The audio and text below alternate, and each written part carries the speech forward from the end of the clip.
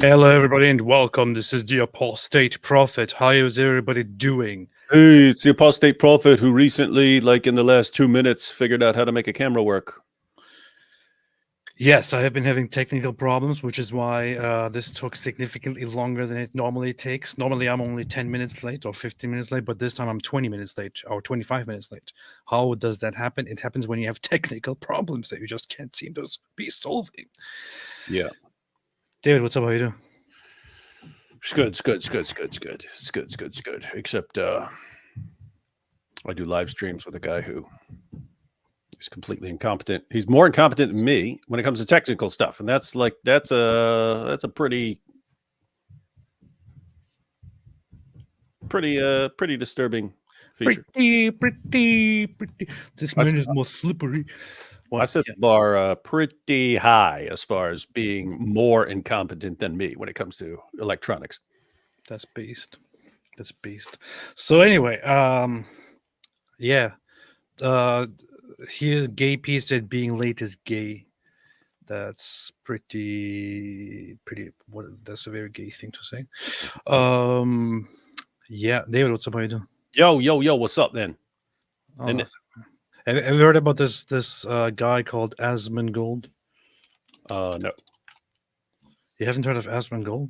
I may have. I you kidding, man? Forgot about him as soon as I heard about him. Who is he? You don't know about Asmongold? Put a picture up and let's see.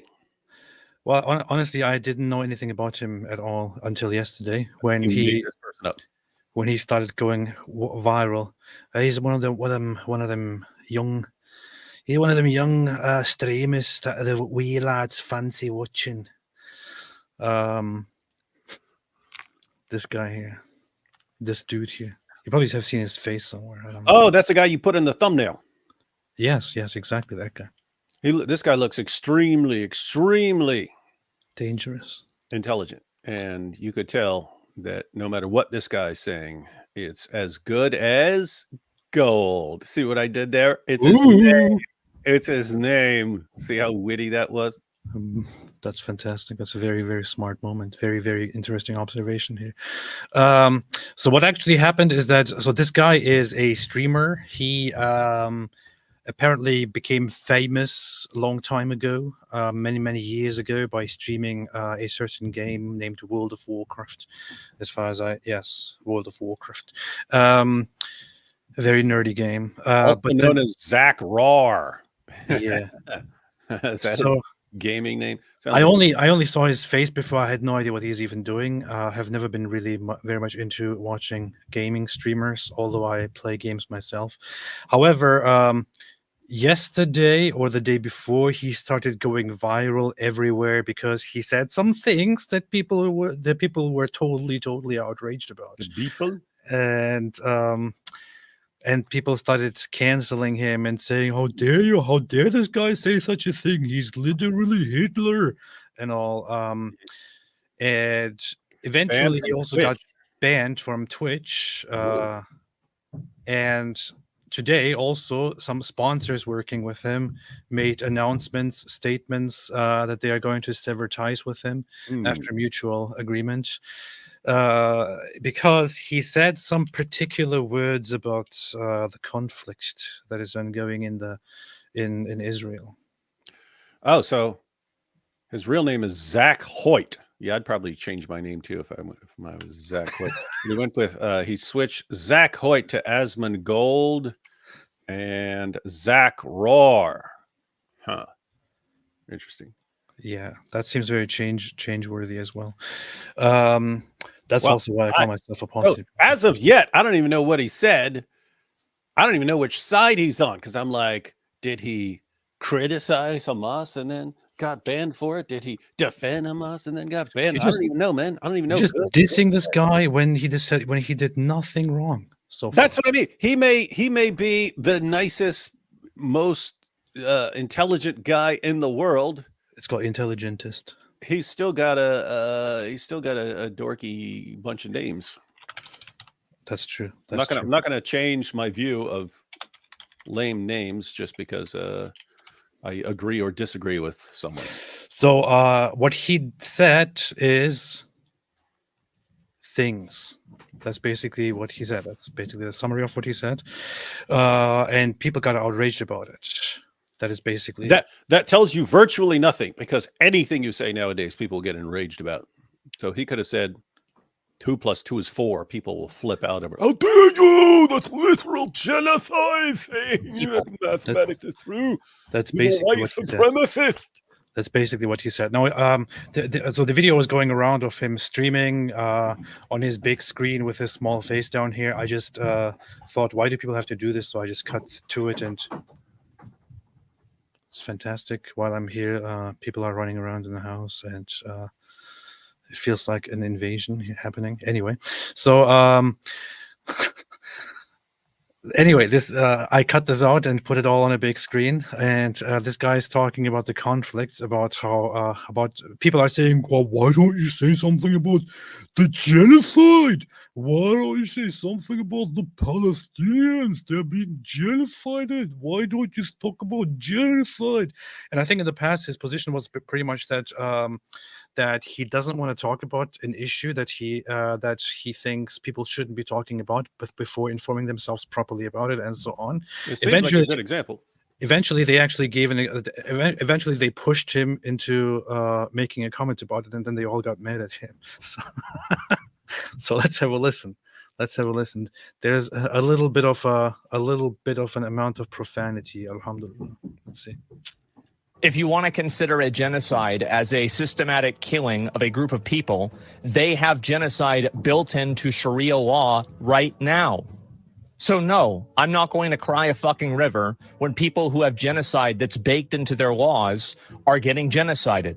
I don't give a fuck. They're terrible people. It's not even a question. It's crazy that people don't see it that way. They'd be doing the same thing. And how much did they kill? As many as they can. They're not able to kill as many people as Israel because they don't have as many bombs and as many weapons. But if they did, they'd be doing the same thing. That's it. Just takes enough. That's right. These people are not your allies. They are not the same as us. They come from an inferior culture that is horrible. It kills people for their identity, and it is directly antithetical to everything Western values stand for, and it is an inferior culture in all ways. It is that simple. No, I don't feel bad for them. I don't feel sorry for them. I don't care. I don't support them. If you So, David, what do you think? He sounds significantly meaner than I am, and therefore he's kind of in the same ballpark with you. That's exactly what AP sounds like 24/7. On a scale from 1 to 10, how right is he according to your assessment?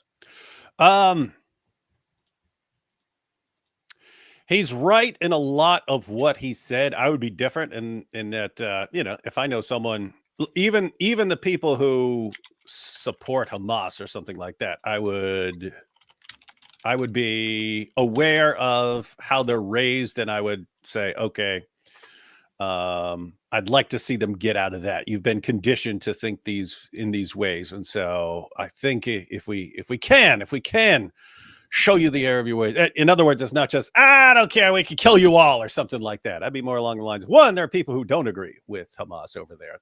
They're the minority and so on. But yeah, I don't know.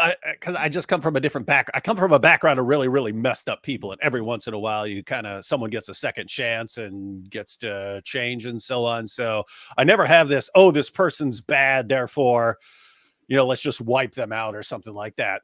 Apart from that, he was spitting a lot of accurate information in terms of Islam actually calls for the extermination of Jews eventually, if not necessarily right this minute. Also, him pointing out, hey, if you're complaining about what Israel is doing, Hamas would be doing the same thing. I disagree. They'd be doing way worse. When we talk about Israel, if they wanted to, they could bomb the entire. They could literally wipe out the entire population of Gaza if they wanted to. Hamas would actually do that. Israel could do it, but they don't. Hamas can't do it, but they would. The only even possibility of sparing anyone would be that there are, Muslims in the area and stuff. But they've shown repeatedly they do not care about the Muslims on the Israel side of things. And so, yeah, it's he was spitting some reality to his viewers there, which is why they probably threw a tantrum. Because So what you're saying is that you completely 100% agree with everything he says. Is that what we can take away from this? you're 80% right.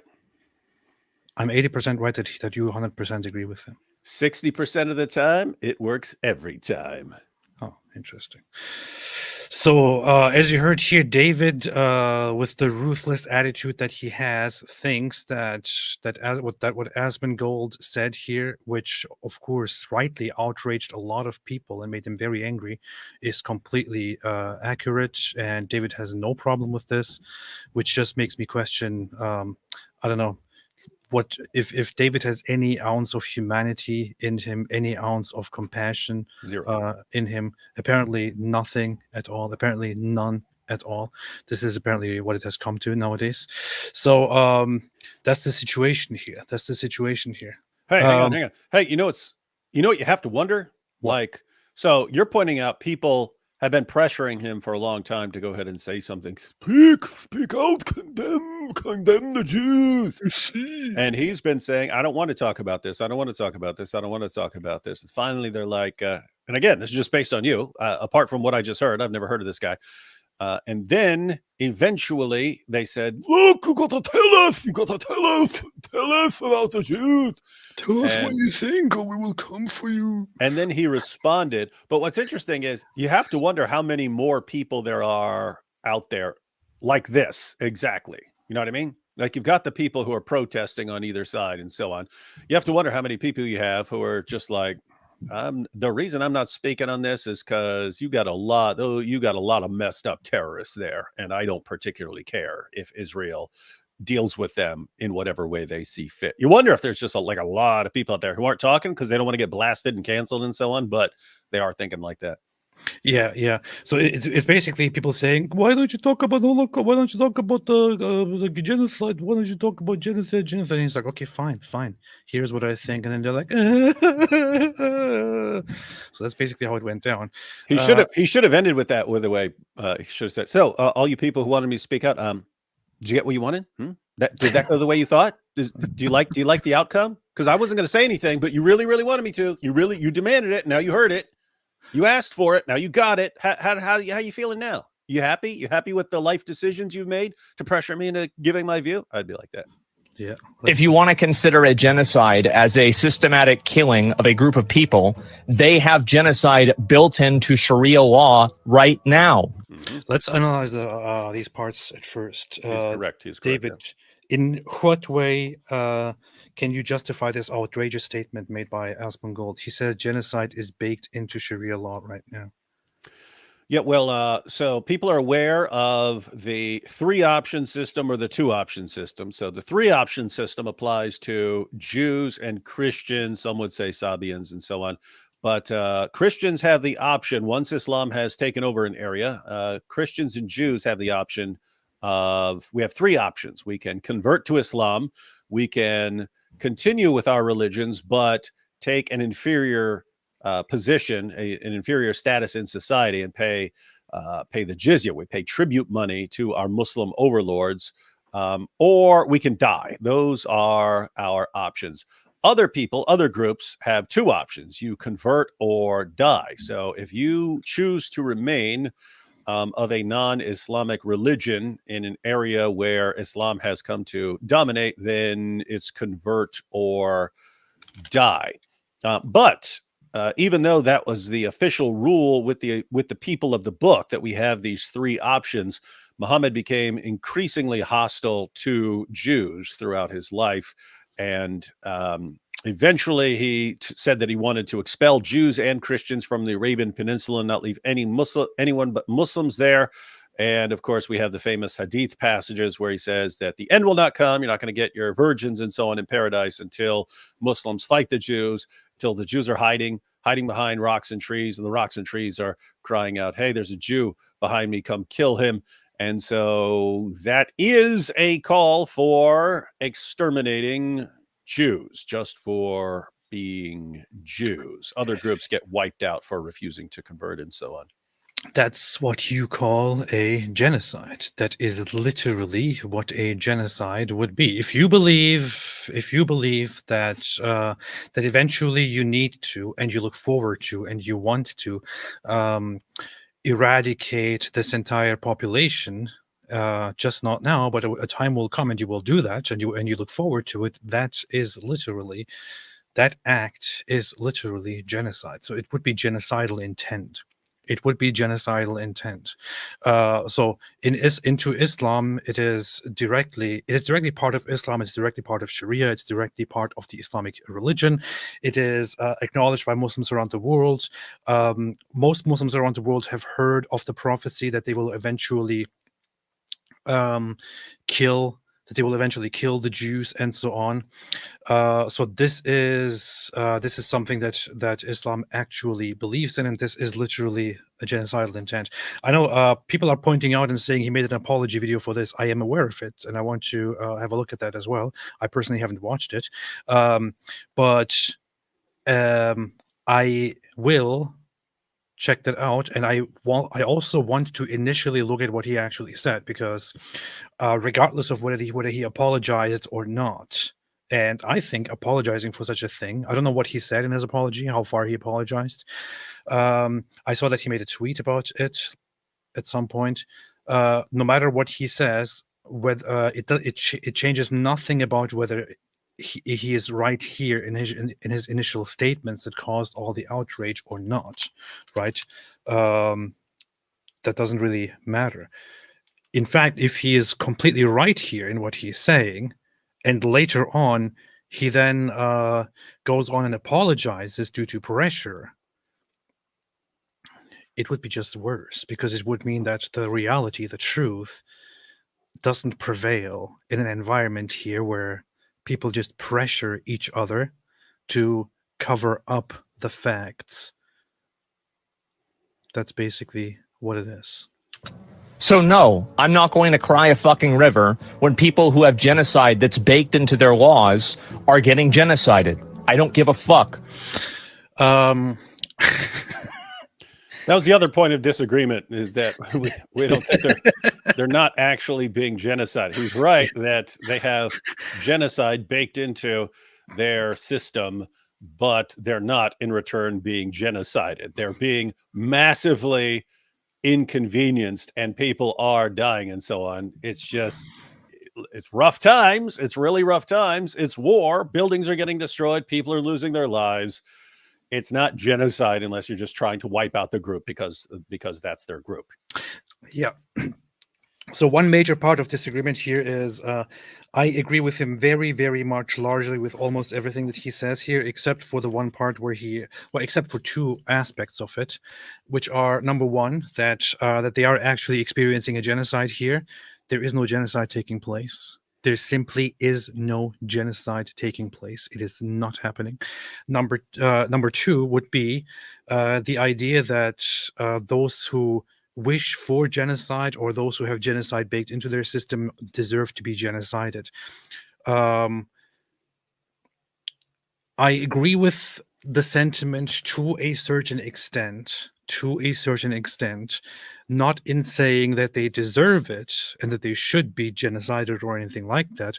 I would say if those who actually wish for a genocide against the others, against the Jews, for example, if those same people end up suffering, I don't care. I don't care. I wouldn't. I honestly don't care at all. No sympathy. In my opinion, they deserve absolutely no sympathy.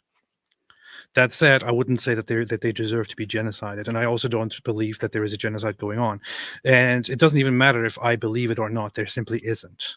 Anyone who claims that there is a genocide, anyone who claims that Israel is committing a genocide, would have to demonstrate it. So far, States have failed to demonstrate it. Organizations have failed to demonstrate it. Nobody has demonstrated it. That's it.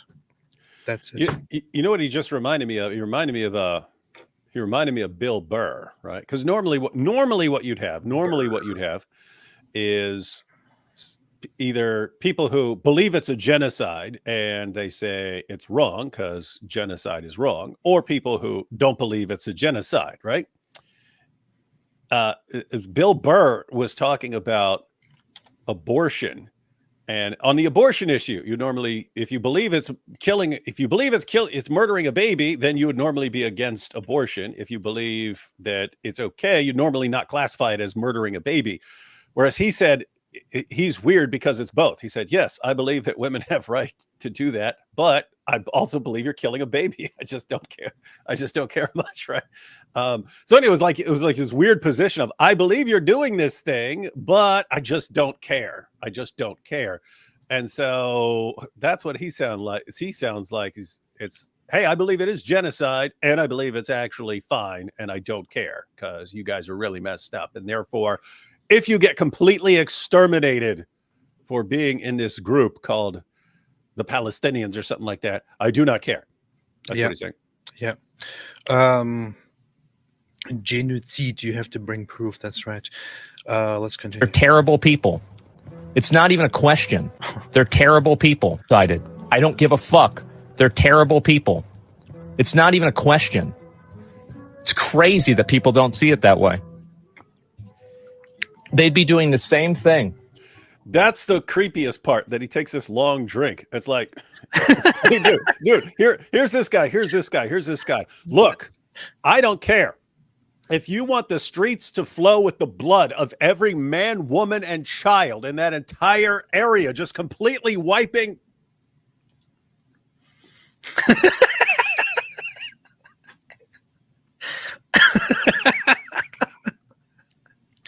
Oh, that's good. Just completely wiping them off the planet. I'm good with that. I don't care.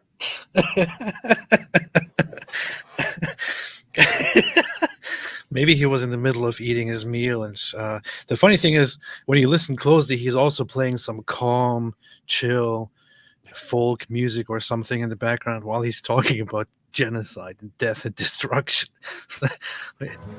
It's crazy that people don't see it that way. They'd be doing the same thing.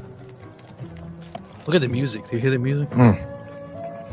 Like, oh, that's good. Coke Zero. Death and destruction, murder. They deserve to be killed. And how much did they kill? As many as they can. They're not able to kill as many people as Israel because they don't have as many bombs and as many weapons. But if they... He is onto something, although I don't think that he got it completely right. They cannot kill as many as they want to, because yes, they don't have the means, and number two, because Israel has the means to protect their own citizens. You said number two. That's Islam. And they really, that's the soundtrack to Skyrim. Are you kidding me? Wait a minute, David. You don't know what Skyrim is. Don't try. That's a video game. As many as they can. They're not able to kill as many people as Israel because they don't have as many bombs and as many weapons. But if... I guess I haven't played it in 10 years, so I don't know this anyway. I don't know. But when it comes to digging tunnels... Yeah. But the actual reason that they don't manage to kill as many Israelis, as many Jews as they want to, is because Israel actually cares about their own population and protects their own population. When Hamas has money which they receive for free without doing anything, without working at all, they spend their money on building a large, huge tunnel system with which they set up for fighting against Israel, a tunnel system under the civilian population from where they fight against Israel. When Israel has the means, they build a large defense system instead. They build the Iron Dome, they build a missile defense system, and they build shelters for their civilian population to let them know whenever an attack is happening and to tell them to hide. Every single time when something is launched and it is detected, people in Israel everywhere receive notifications. You have alarms, sirens, and at the same time, everyone in Israel is told to have an app, Red Alert, and also different apps, which immediately receive high priority notifications saying, if you are in this region, seek shelter now. This is what happens in Israel. I still have the app. I downloaded it when I went there. I still have it. I still get the notifications. I just didn't want to turn it off, just so I'm on top of what's happening over there. That's what people receive all the time. If the other side, if the so-called Palestinian side cared so much about lives, they would also start building things and defending their own population instead of just wanting to destroy and then being proud of sacrificing their own population. They are terrible people. They did, they'd be doing the same thing. That's it. Just takes enough. That's right. These people are not your allies. They are not the same as us. They come from an inferior culture that is horrible. It kills people for their identity and it is directly antithetical to everything Western values stand for. David, what do you think about all of this? Inferior culture, check. David said he's a Nazi. Would gladly do all this stuff to you if they weren't just technologically backwards, check. How could you agree with this, David? How could you agree with this? Can you justify these terrible, hateful ideas that you have just shared with us? Which ones? That they are, number one, an inferior culture, and number two, that they would do the same things. Yeah, I mean, if guys, and number three, that they are not our allies. I mean, just think about this. It's you've got this group, and they sit around. They believe that the entire world has to be subjugated to them, but they can't get it done because the entire world has moved on and advanced more, and now they're incapable of actually conquering and subjugating the entire world. So they sit around, running around, just randomly killing anyone they could get their hands on from the other side, and then moaning and wailing about being victims and please send us more aid. And like they're entirely dependent on other nations sending them stuff, and then they prop up terrorists who then take all the stuff that other nations send to them, and then the terrorists are billionaires, and then these dummies keep supporting the terrorists who take all the aid and make and use it so their sons can drive around in Bugattis in the UAE. And it's like complete insanity and stupidity from top to bottom. You don't even have to go to their leaders in Qatar and Kuwait and wherever these filthy people are. You can directly look at how the so-called Palestinian society looks. In Gaza, people have never really worked. They get everything for free. However, Gaza looked pretty good before the war. It looked better than much of the Muslim world. There is another part, the West Bank, Judea and Samaria. Ramallah is the capital. People are going around still saying dumb things like, "Oh, they're being oppressed. They're in prison. This concentration camp. Israel has been doing to Palestinians all of these things, and so on." And people from places like Pakistan are giving charity and sending money over to the Palestinians. I just want everyone to go and look up something that I've recently demonstrated. Just look up what it is like to live in the Palestinian territories. Prior to this, I showed what Gaza looks like. I just want to show here quickly what Ramallah looks like, and what kind of vehicles these people are driving, and what kind of life they're living. There are people in Pakistan, Afghanistan, around the Muslim world, even in Turkey, that would kill to be here.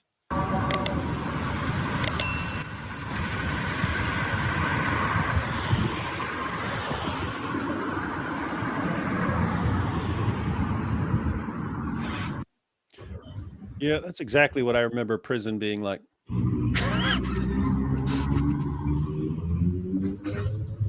I look at this and I'm like, prison, exactly like prison. All the cars and the trees, beautiful lights, the nightlife. See, look, stone walls, stone walls. That's exactly like prison. You got these. I mean, it's, you know, This is heaven compared to Pakistan. Look at the vehicles, man. I don't see any Bugattis. It's like Jeeps and stuff like that, man. That's prison. Those are prison vehicles. Okay, There's so Jeeps driving around. we didn't have Bugattis. There are In German vehicles driving around. yeah, of course. You will see more in a little bit. That's just like prison, man. We had all kinds of German vehicles. You have Mercedes driving around. So far, I haven't seen a crappy vehicle. I see more crappy vehicles here in America than I see here on this video.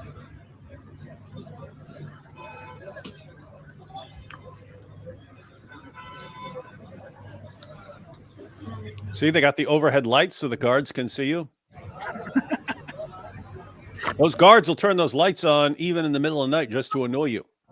They don't care. See, these guys have to live with lights right in their face all day, all night. Another Volkswagen. Look at all the stone walls everywhere. Stone. Why? Look at this. You walk across the street, you see another Jeep there, another Hyundai there, another. Wow. Yeah, that's what I Look at mean. this. Look, Mercedes, but not a Bugatti. Not a Bugatti.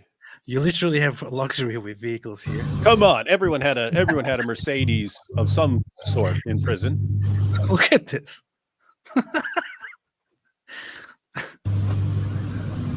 Is that a Beamer up there? What is it?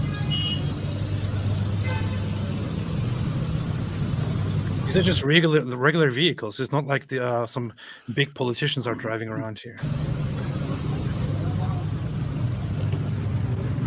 I have to say, AP, Yes. this is on the other side of the fence, but doesn't this look pretty much exactly like Israel? Yes. I would say this looks even better than many parts that I've seen in Tel Aviv, for example. Oh well, yeah, we were in the high crime area. Wait, what is that vehicle over there? What is that SUV there? It's a Mercedes, right?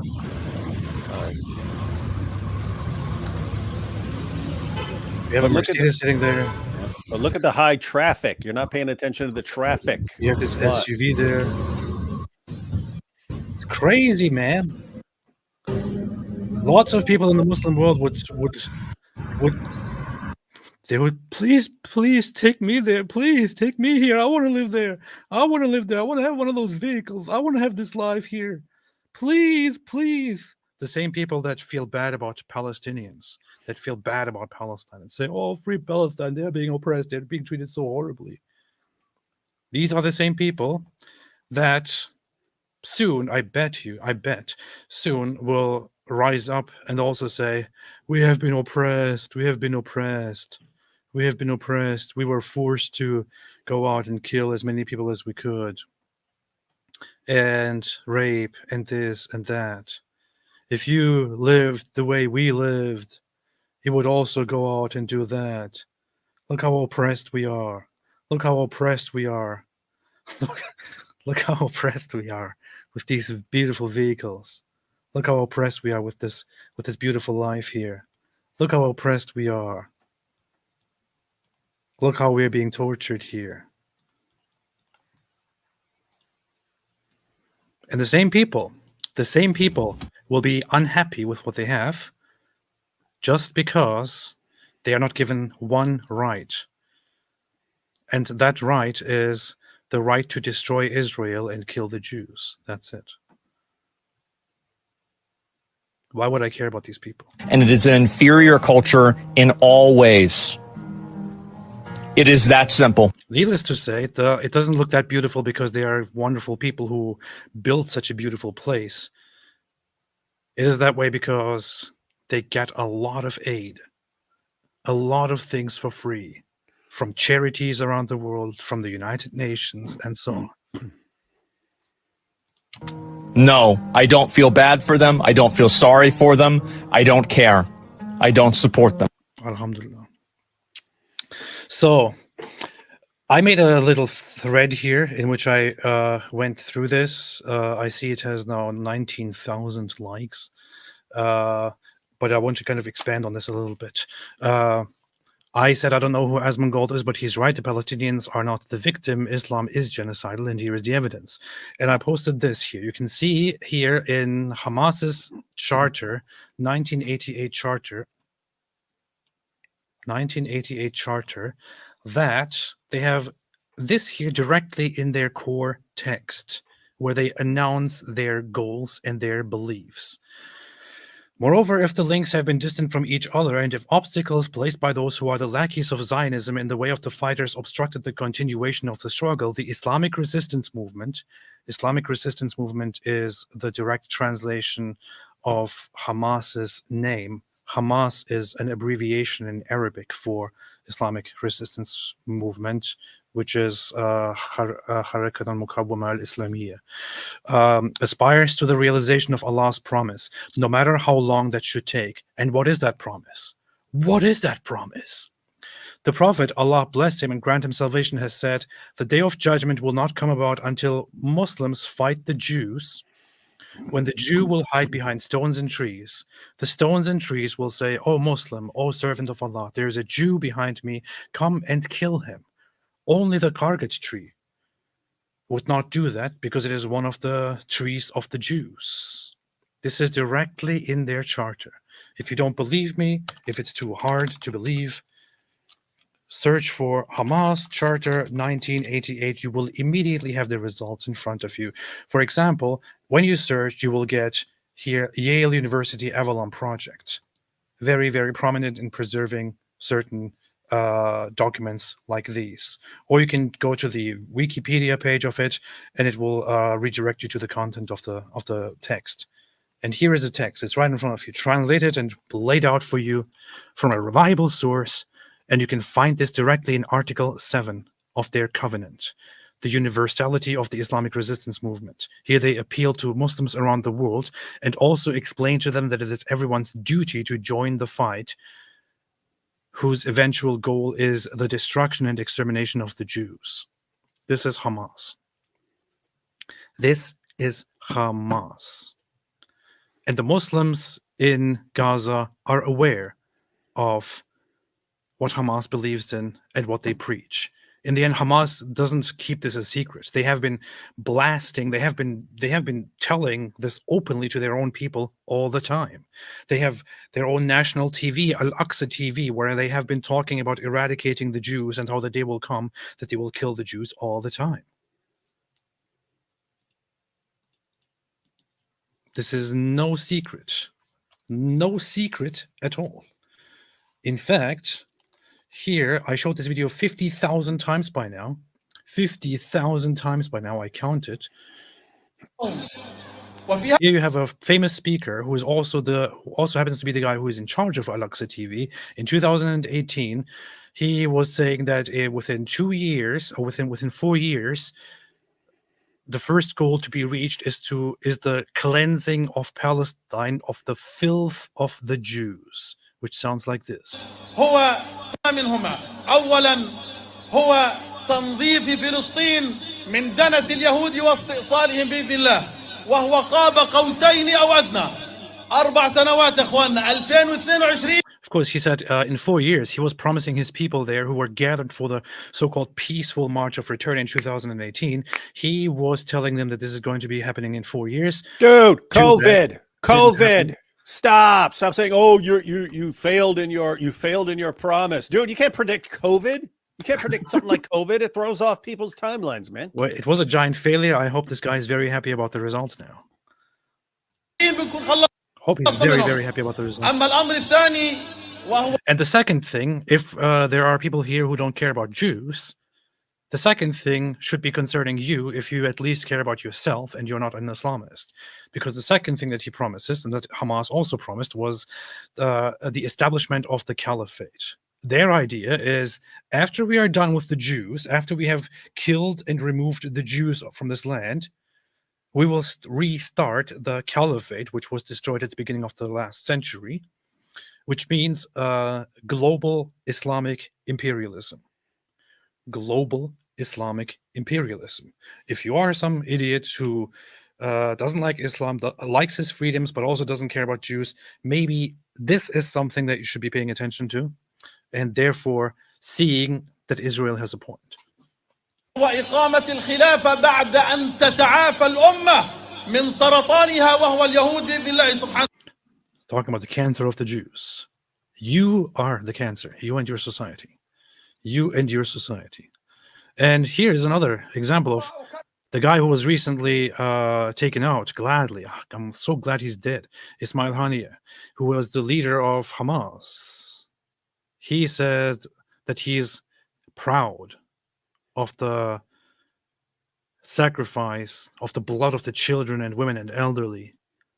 كما قلت وفي كل مرة أكرر إن دماء الأطفال والنساء والشيوخ لا أقول تستصرخكم بل نحن الذين نحتاج هذه الدماء لكي توقظ فينا روح الثورة.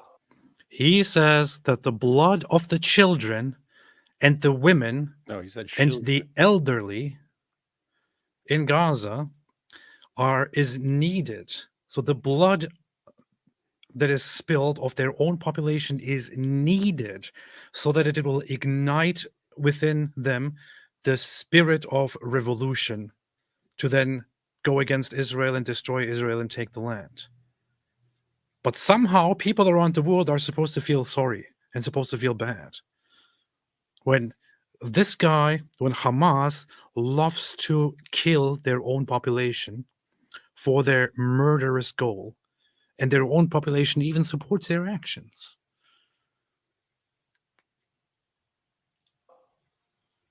لكي توقظ فينا العناد لكي توقظ فينا التحدي والسير إلى الأمام. They loved Haniyeh. They were sad that he died. They loved Ismail Haniyeh. In fact, you could let's see. There was a poll immediately after October 7, which was led by the PCPSR, which doesn't stand for the drug PCP. It stands for Palestinian Center for Palestinian Center for Policy and Survey Research. They did a survey of their own population and their thoughts on October 7. According to that, 52% of Gazans and 85% of West Bank respondents, or 72% of Palestinian respondents overall, voiced satisfaction with the role of Hamas in the war. Only 11% of Palestinians voiced satisfaction with Palestinian Authority President Mahmoud Abbas. In other polls, they expressed that they support things that Hamas has done on October 7. In general, they were still satisfied with Hamas's performance in the war. So we're not talking about Hamas as a terrorist organization that takes their own population as hostage and forces them to die. No, you have the population itself that actually stands with these criminals. And they send their own people to death. And then they ask you for sympathy. I don't care. I don't care. Neither should you. I have to say it. I mean, isn't it weird? I mean, it's like we want to violently subjugate the entire world. Now, we're not able to do that right now. So, entire world, can you please sympathize with us? We want to exterminate you guys, but we can't. Can you please feel really bad for us?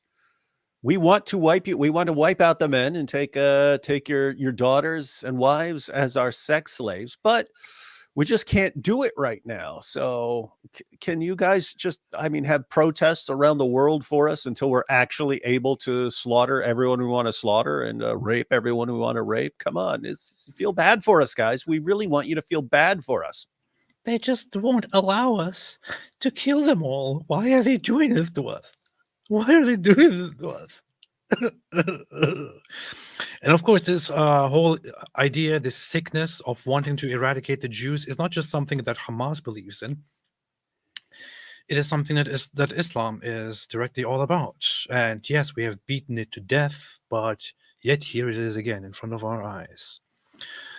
The Prophet Muhammad said, "The last hour will not come until the Muslims fight against the Jews, until a Jew will hide himself behind a stone or a tree, and the stone or the tree will say, 'O Muslim, There is a Jew behind me. Come and kill him. But the Garga tree will not say so, for it is the tree of the Jews. This is an Islamic prophecy spoken by Muhammad. This is considered totally authentic. The majority of Muslims around the world know of this hadith. They cite it every single time when something happens in the between Israel and the other side. They love it. They know it. They believe in it. If you have never heard of this, you probably are not a Muslim. That's it. It is part of Islam. As even Asmongold said, I don't know how he got this right. Interesting. He said it is baked into Sharia, the genocide. And that's true. It is true. It is correct. I don't care if he later on apologized. If he apologized and if he took those things back, then he is just wrong. And I will reserve my thoughts until I see the apology. I have to look at that first. But this is directly part of Islam. And religious Muslims know about this. They believe in it. For example, you have Ali Dawa. He will truly come, not claim to be divine. He will come and rather kill the Dajjal. And inshallah, that day will come where trees will be talking to Muslims, where trees will be talking to Muslims, where trees will be talking to Muslims, inshallah. This is what David Wood posted based on his Twitter page. Here's Ali Dawa referencing it. Here is some caveman preaching to other cavemen. أن المسلمين يتقاتلون مع اليهود حتى يختبئ اليهودي خلف الحجر والشجر وهذا أيضا من صفاتهم أنهم جبناء. And then he says another trait of the Jews is that they are cowardly, feeble, and humiliated, while his own people are hiding in tunnels under the civilian population.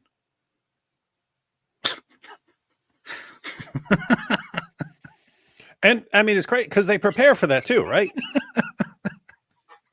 I mean, it's not like they just randomly run and hide. They prepare for a future in which they know they're going to be running and hiding underground. Yes. And so they spend all their time building tunnels, knowing, hey, when things go down, we are running. We are running. We're going to leave the women and children up there so they get killed. But us strong men, we're going to run and hide underground, as far underground as we can possibly dig, because that's how we roll. You're hiding, boy. You're hiding. فيهم خور وفيهم ذلة فرصة لنا أن نعيد بلادنا وأن. This is an opportunity for us to retrieve our lands and our holy places, because this is what it's all about. This is what it's all about. This is what it's all about. Look what he's saying. I've heard some scholars say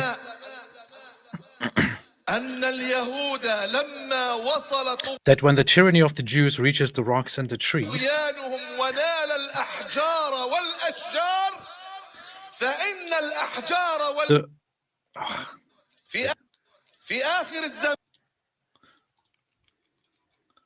man, he was saying when it reaches the rocks and the trees, then even the rocks and trees will speak out. The rocks and trees will bear witness against them and point to where they are hiding. This is the logic, of course. I heard from another scholar that this will happen because the Jews, they will be oppressing, wallahi, just like they're oppressing our glorious terrorists. They will oppress the trees and the stones. Elon, fix your Twitter, man. Which is why the trees and the stones will tell on them, because they will feel oppressed too. في آخر الزمان بلغ إلى البشرية بل ونال الجمادات وجميع الكائنات حتى يختبئ اليهودي خلف الحجر والشجر فيقول الحجر والشجر يا مسلم يا عبد الله هذا يهودي خلفي تعال فاقتل. Imagine being so deluded that you believe that you're so right in hating these guys and killing them, that even in the future, the rocks and trees, they will talk to you and they will say, hey, we realize now that you are totally right. Now it's time for you to come and kill them. You wait for the rocks and trees to talk to you, you absolute nut jobs. Wait for the rocks and trees to talk to you, you mentally ill people, and maybe check yourselves in a mental hospital or something. I don't know. That's what you should be doing. You shouldn't be preaching. You shouldn't be preaching. You should be taking medication for that. David, you look like you want to say something. No, I don't want to say anything.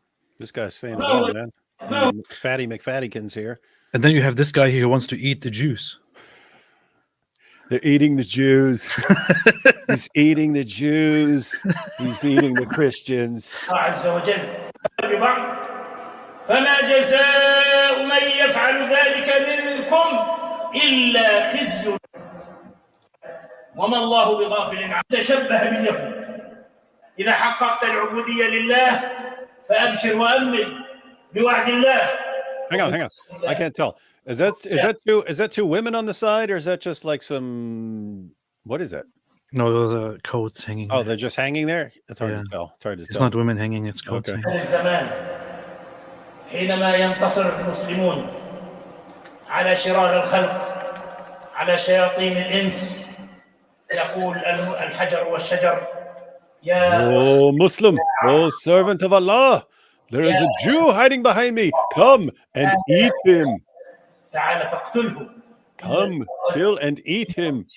And the rocks and trees will say, "Come, there's a Jew behind me. Come and kill him." And I can't wait for that to happen because I want to eat them all. I have I want personally to eat the Jews. I have personally eaten more than 300 Jews in my lifetime. Now I have a taste for it. Now I have a taste for Jew. And I want more. I want to eat all the Jews in the whole world. I want to eat all of the Jews. Alhamdulillah, I just cannot wait. I hope the day come very soon so that the stone says to me, brother, there is a Jew behind me. Come and cook and eat him. I have. And I will I go have and a eat him. hankering. A hankering.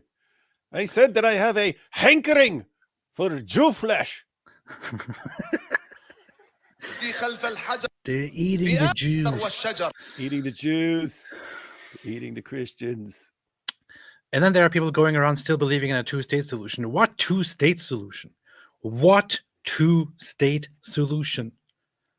What two-state solution? With whom?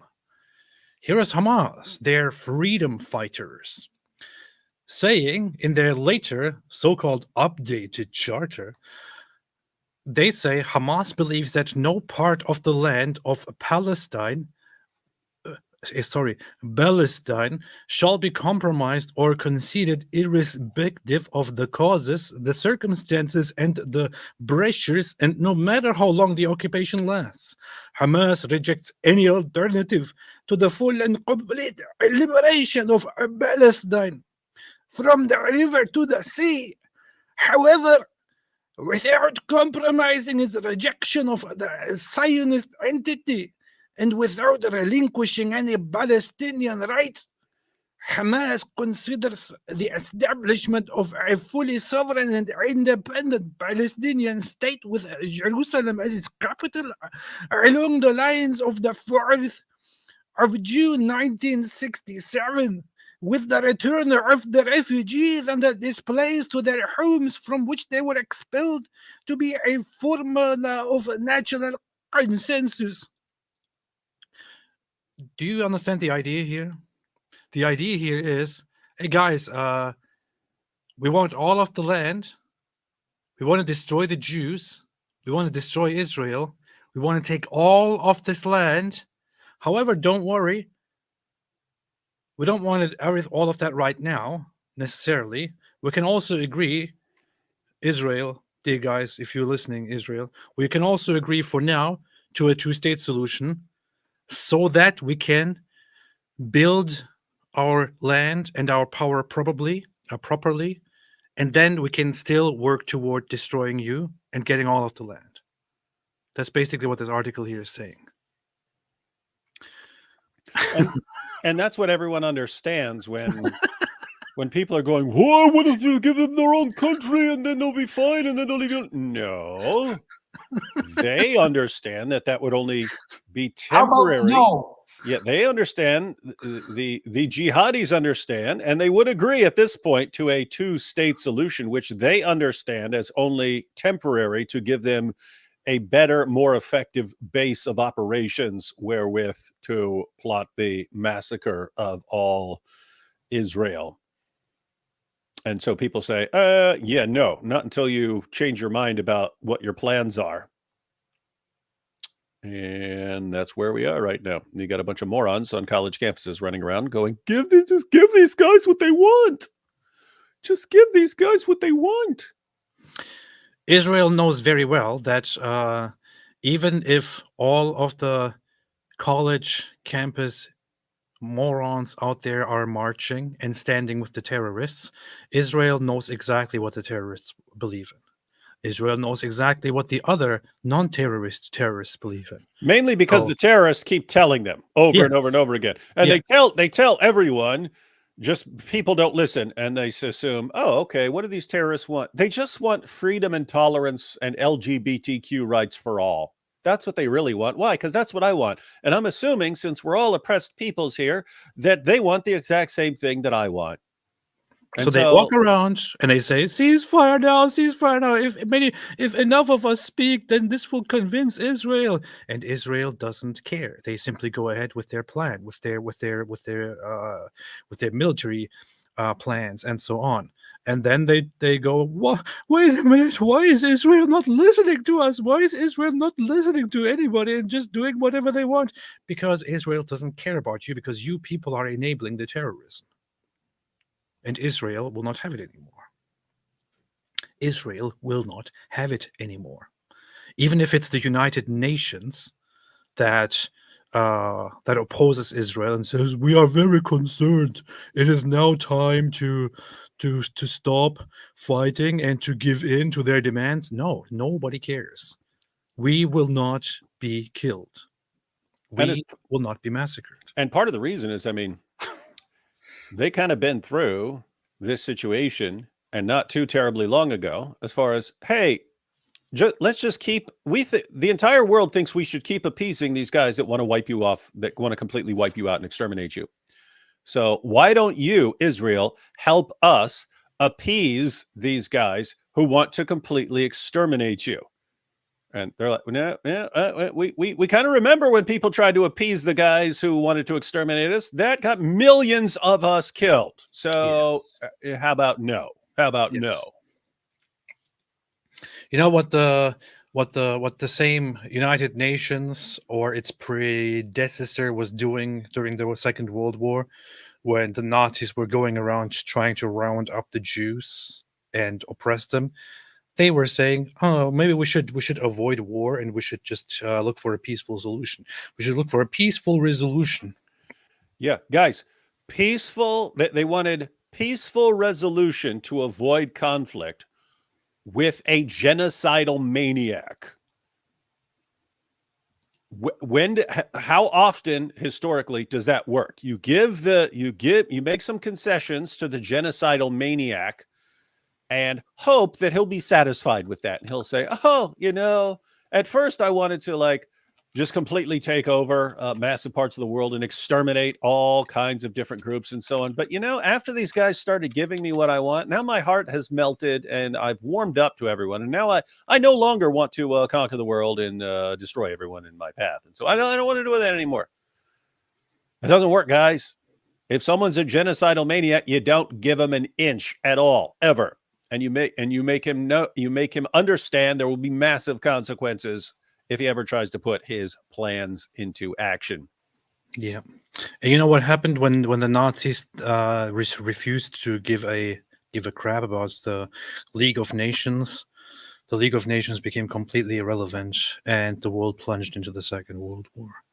And during that entire process, the Nazis killed 6 million Jews and many other people, including Polish people, Czech people, Roma, and so on. Not this time, man. Not this time. Not this time. Here you can have the opinion of the so-called Palestinians when it comes to a peaceful two-state solution. I find this very, very funny. They say, why don't you just give them their own state? First off, Israel tried. And in my opinion, Israel should have never offered any such thing. But then again, Israel was still largely unfamiliar with how these people actually think. But secondly, because Israel should never be considering such a thing, because the other side, the so-called Palestinians, they don't just want to have a two-state solution and then be done with it. Here, ask them for yourself. If the Palestinian leadership is able to negotiate a two-state solution with Israel, do you think that this should be the end of the conflict, or that resistance should continue until all of historic Palestine is liberated? This poll is a joint poll by the Washington Institute and the Palestinian Center for Policy. The response in the West Bank is mostly red, which means the resistance should continue until all of historic Palestine is liberated. Even if it wasn't the majority, even if it was slightly less than the majority, even if it was just half of people saying this. Why in the world would you even consider making concessions and giving land and recognition to people who, to such a large extent, say, okay, yeah, that's a good goal, that's a good milestone. However, yeah, it's not enough. In the end, we want all of it. All of it belongs to us, Guys, in other words, in other words, these people are asked. So Israel can ask, hey guys, you guys say you want your own state without us interfering. You want your own sovereign nation. If we give you that, if we give you your own sovereign nation that you are then free to do with as you see fit, are we okay after that? No, we're still going to kill you.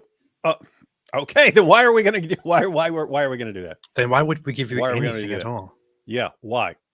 Why in the name of common sense would we give you a, you're basically saying, over half of you are saying, we are still going to kill you. You give us everything we want, we're still going to kill you because we also want your entire nation. And so we want you to give us a temporary two-state solution because that will really, really help us more effectively terrorize you. Here, Art Verse said, yeah, guys, Israel is the victim here. I don't know what you're talking about. Israel is not the victim. Precisely because Israel refuses to be the victim. Yeah, Israel is not the victim. Israel is not going to be the victim. Israel is going to kick their asses and eventually put them in their place so that in the end they will have nothing left. Because that's what you get when all you aspire for is to kill. That's it.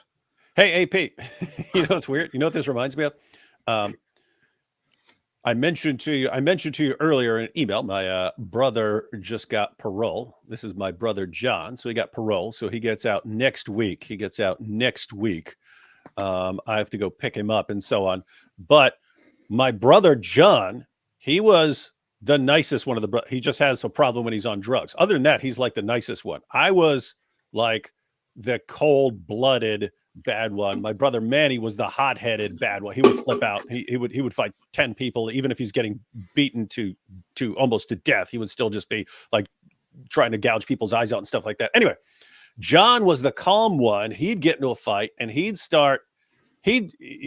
would get to a fight. He'd try to de-escalate. If it had to fight, he'd start hitting the guy, get him on the ground, punch him a couple times and go, okay, are we, if I let you back up, are we good? Have you had enough? And no, the guy starts fighting, so he'd hit him some more. He would keep hitting and then keep backing off and asking the guy if he's had enough.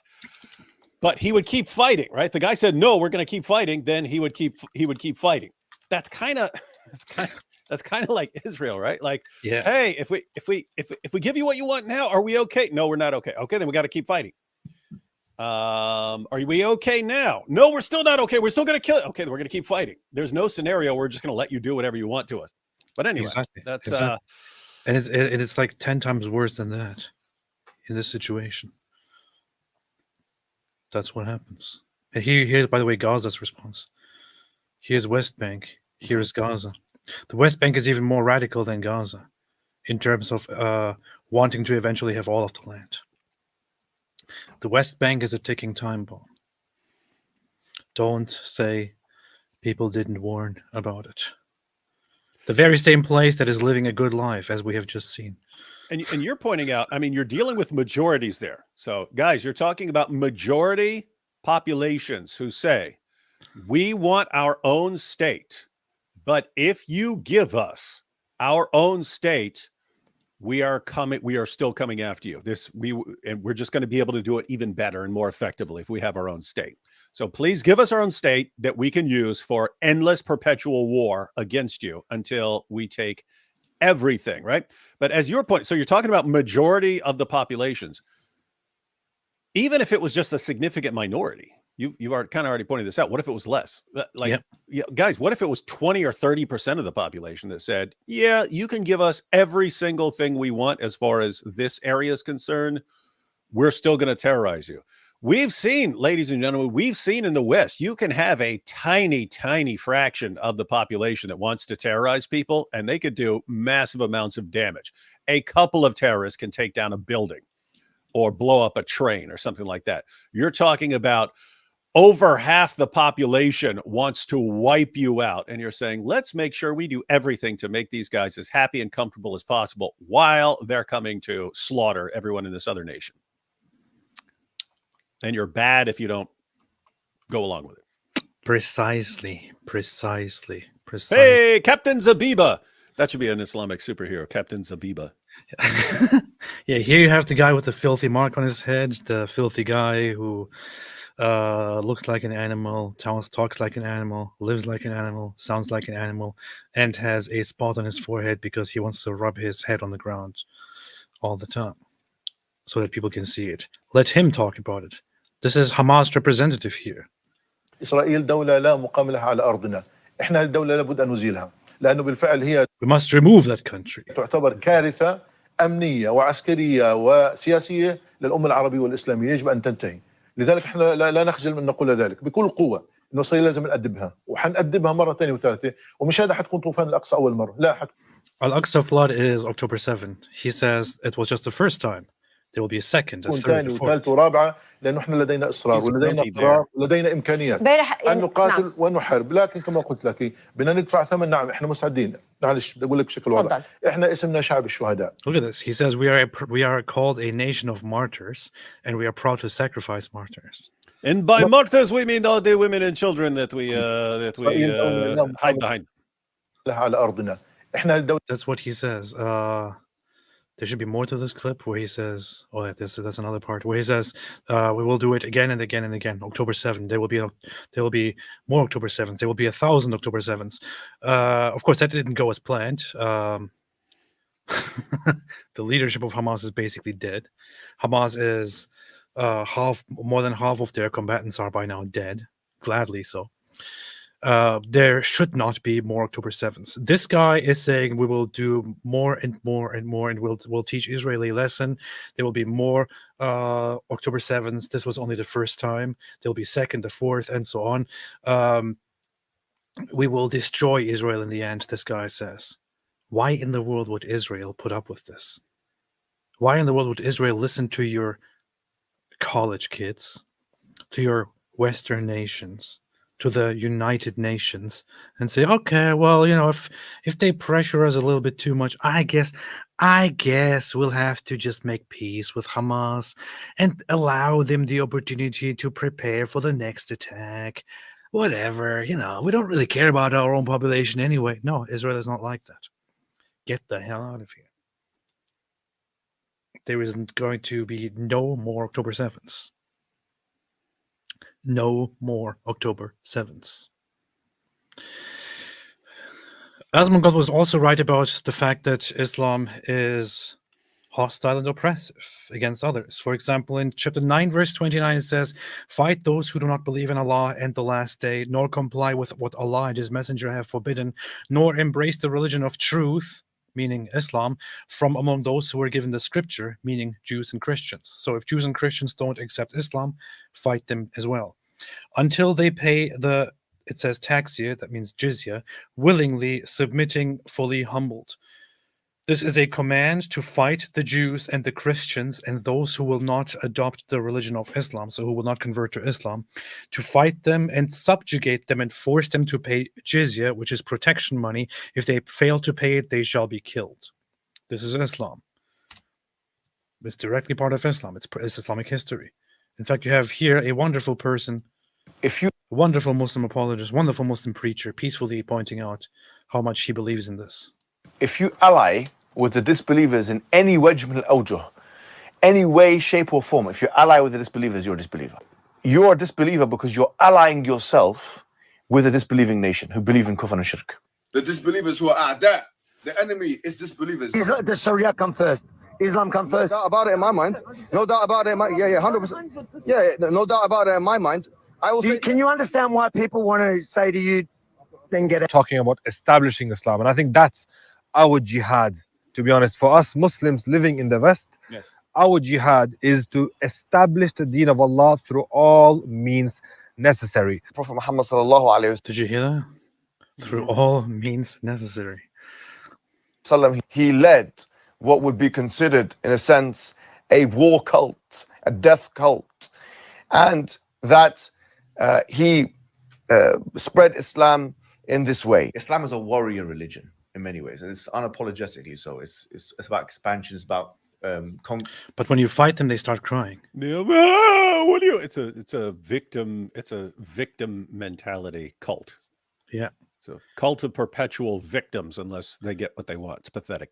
If it was really a warrior religion, it wouldn't start crying once they're fought. It would be Yeah, like guys, I fighting. mean, seriously, what real warriors do you see? What warriors? I mean, serious warriors, right? Like, think about a warrior in a boxing match or something like this. He goes out, he swings, and then he gets hit. Referee, he hit me. Ref, where's the United Nations? Where's the United Nations? It's not just me. He hit me. He hit me. I was trying to hit him, but he hit me. I don't want him to hit me.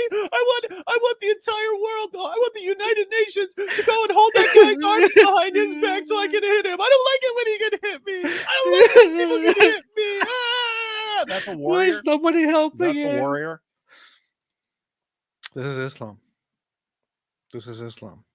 You act like a warrior until an actual war starts, and then like, wait a minute, wait, I wasn't ready. I Yeah. wasn't ready. Dude, he needs to correct that. It's not. There's a difference between a warrior and a bully, right? Yeah. It's a bully religion, because that is true of lots of bullies. They go around, they until you punch them in the mouth, and they go, "Whoa, what are you doing, man? Come on, ceasefire!" I wasn't ready, man. I wasn't ready. I wasn't ready. It's not fair. conquest and so on. So keep fighting the Christians and Jews until they give jizya. So it's compelling them to give jizya. This shows you clearly that it's about forcing people to become Muslim. Did you hear that? Mm-hmm. Forcing people to become Muslim. He just directly referenced the very verse that I just brought up of fighting the disbelievers, the Jews and Christians, until they are subjugated and they pay the jizya. He interprets it in the traditional way as it is interpreted as well and clearly read.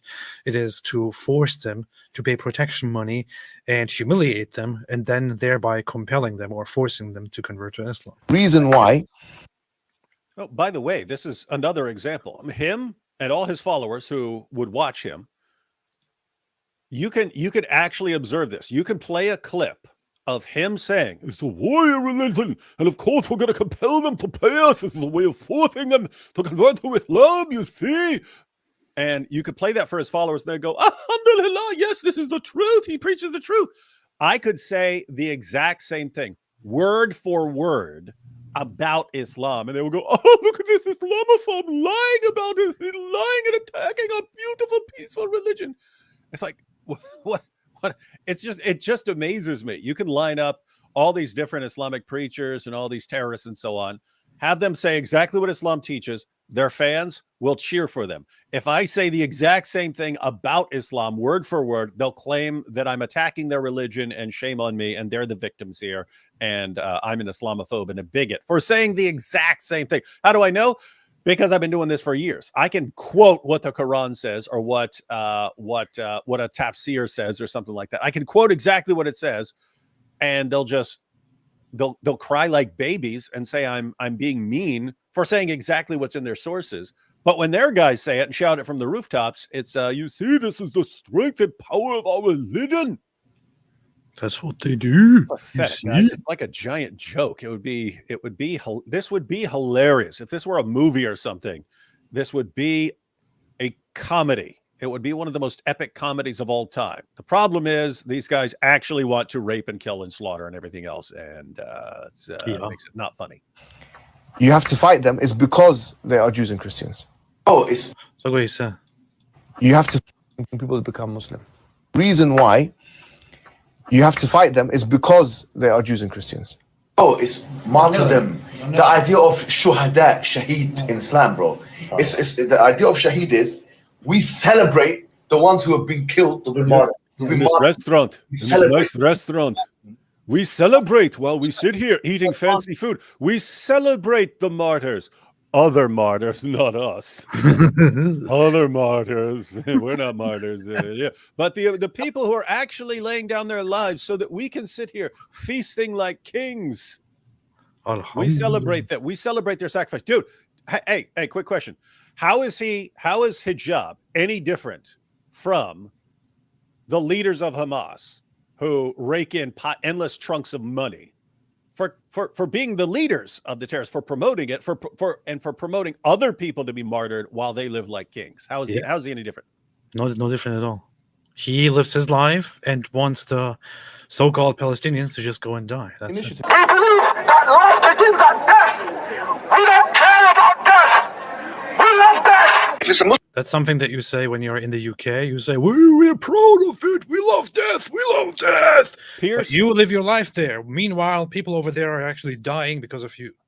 Pierce should have had that pulled up, and every time, what about all the deaths? And wait a minute, you said you love it. You said you love it. Here's the clip. Why'd you say you love it? Now you're complaining about it. Why when you're among Muslims, you say, we love death, we love martyrdom, we love death, we love martyrdom. But when you're talking to non-Muslims, you go, oh, we must stop the death and martyrdom. We have to stop it. It's so evil. Why are you like that? Why do you have these two faces? Muslim majority country, if they want Islam, then surely on democratic principles, outsiders should have nothing to do with that. Allahumma destroy all the enemies of Islam. Allahumma destroy all the enemies of Islam. May Allah destroy them completely and show in us the great signs of Allah in their utter destruction, annihilation, humiliation. Yeah, how is that going for you? How is that going for you? How is it looking now? How is it looking now?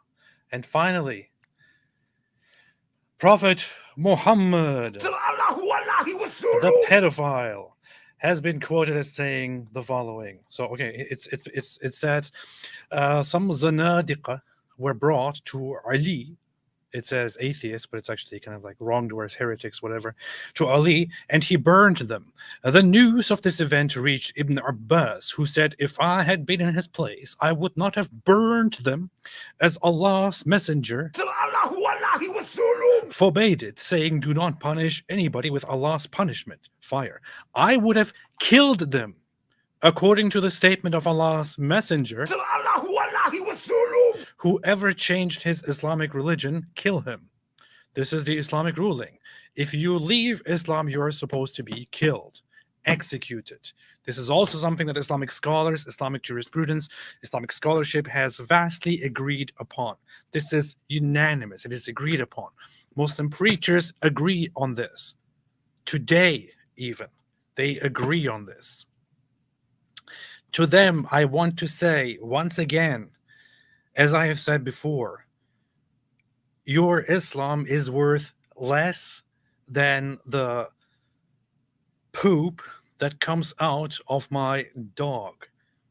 When my dog goes outside and empties its bowels and poops on the lawn outside, and when I collect it,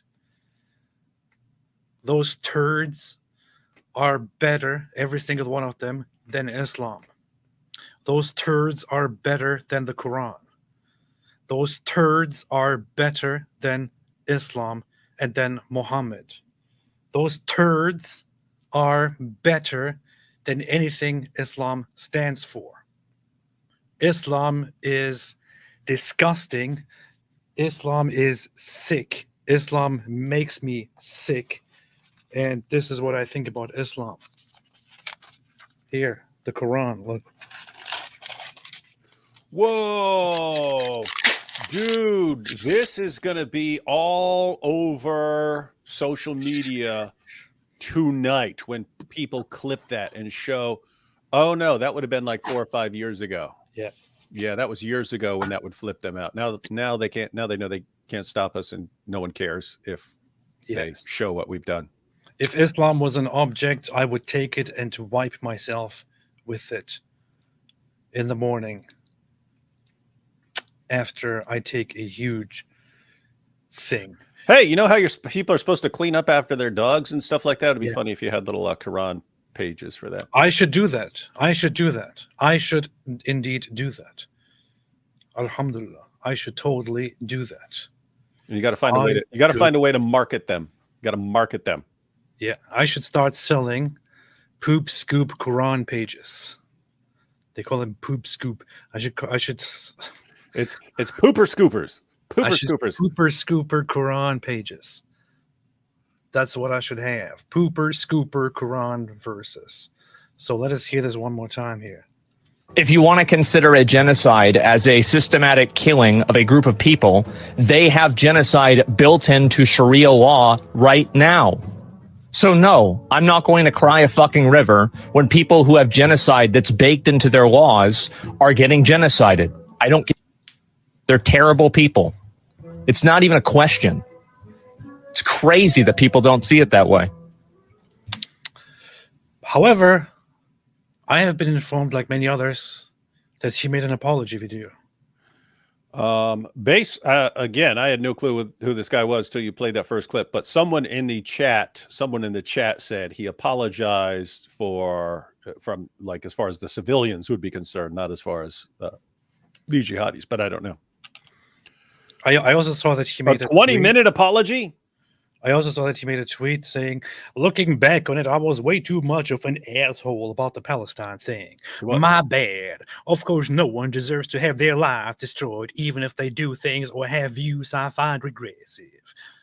I'm not sure about that, man. If they're literally for genocide, I mean, I wouldn't say that they should be genocided, but yeah, that's not just.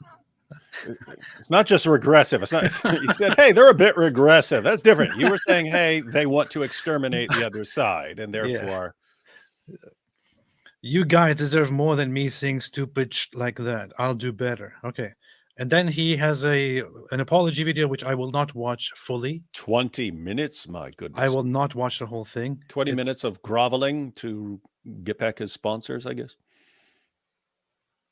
Oh yeah. I can't even hear what he's saying because I muted. You all about what my reason was. Hey guys, I wanted to talk to you all about what my reason was. Why do you have a U.S. flag in the background and not a Palestinian flag? What are those images? What are those images over on the side? Get rid of those images. Genocide. Wait a minute. Before looking at that, actually, I want to look at this because people have been mentioning one thing, and here is XQC reacting to Hassan Piker, who also made a huge big deal about this issue. Let me see. Like it's the same as any other kind of person. I talked to a teenager from Yemen, okay, who everyone called, myself included, called Timothy Charlemagne or Charlemagne. That voice is not the One Piece one. Yeah, exactly. Now this kid is like, I think he was like 19 at the time when I talked to him, which means that for most of his life he. Hang on. What is Hassan Piker the guy he's talking to, or that blonde-haired dude up in the corner? No, Hassan is talking, but he's for some reason not on the screen here. Okay, so that's the voice. Okay. Yeah. He has withstood genocide, right? Sure. Like he's wait. Which means that for most of his life he has withstood genocide, right? Sure. Like he's no. I just want to ask a very serious question here. I know that Hassan Piker, Hassan Abi, also known as, seems to have a lot of fans, and the primary reason why he has a lot of fans is that people are retarded. It's not because he actually says anything interesting or anything good. The primary reason why Hassan Piker has so many fans is because people are retarded. And I just want to point out one thing here. He just talked about a Houthi guy from Yemen, and who, by the way, is a Houthi participating or fan guy, whatever it is, and people called him out on that for supporting a terrorist and so on. Now Hassan is describing that kid as somebody who withstood genocide for most of his life. I just want to ask, what genocide? What genocide exactly? The guy's from Yemen. What genocide? What genocide are we talking about? What genocide are we talking about? Can somebody explain to me what genocide we're talking about here? Which genocide is he referring to? What freaking genocide? He is a person whose only experience is like, it's literally like talking to fucking Anne Frank, basically. Okay.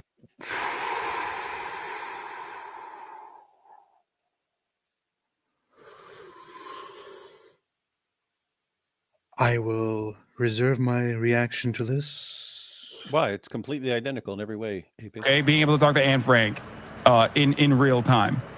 That's all he's known is death and Why? destruction. Why is this guy known a bunch of death and destruction? His home, Yeah, right? yeah, With but he's American not getting killed by gay. Like if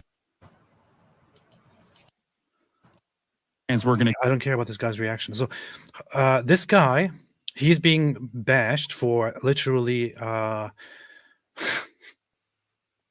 for hosting a terrorist advocate who also made posts on Twitter, including things like these, for example. Let me put this on the screen here. Let me put this on the screen directly. What this kind of stuff that this guy posted in the past. Let me put this on the screen here, right here, right here. Let me put this on the screen here. As soon as I find it, let me see. Let me see. Oh yeah, right here, right here, right there. There we have it. There we have it. There we have it. Here. This guy here, Rashid Al-Haddad.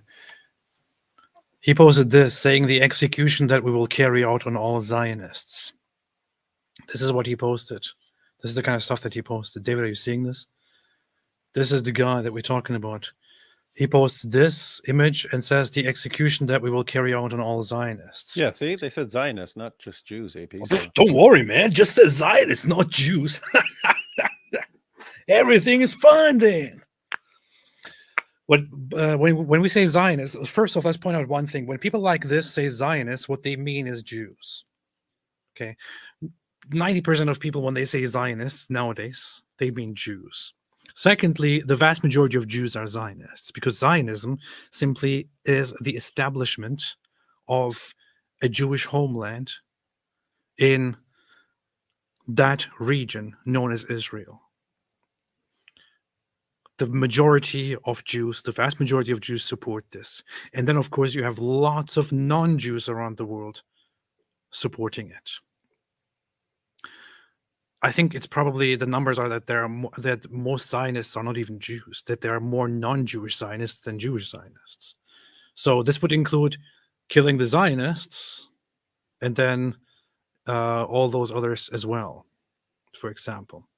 Imagine posting something like this about this is what we will do to all Palestinians. Would that be fine? Would that be okay? This is what we will do to all those who want a Palestinian state. Would that be fine? Would that be totally acceptable? Would that be totally okay? Tell me what's the difference? What is the freaking difference? So, stuff like this is acceptable nowadays. This is okay. Suddenly, it is the leftist people who, together with the Islamists, made it okay to advocate for the killing of Jews and anyone who wants safety for the Jews. This is not what is coming from the left. And the funny thing is that what people don't realize, or what this guy doesn't realize, apparently, it's not really that big, but things like these are what certain people in Eastern Europe, like in Romania, what they did to Muslim invaders. Maybe you should take that into consideration next time. This is what they did to the Ottoman soldiers that were invading. Maybe you should take that into consideration. But of course, it's totally acceptable to say stuff like this about Jews. And then this guy actually goes ahead and compares this terrorist, this little, worthless, filthy, slimy, little terrorist to Anne Frank. Anne Frank, who did nothing of the sort. She was simply a regular Jewish child in the Netherlands who hid in her apartment when the Nazis were going around and rounding up the Jews and killing them, sending them on death marches, sending them to concentration camps, and killing them, massacring them.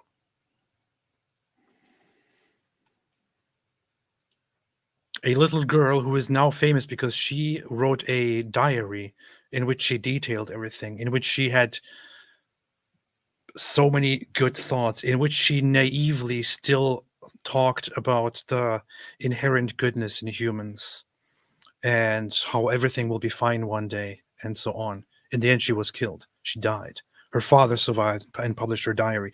And this guy, Hassan, seriously compares this terrorist kid to Anne Frank.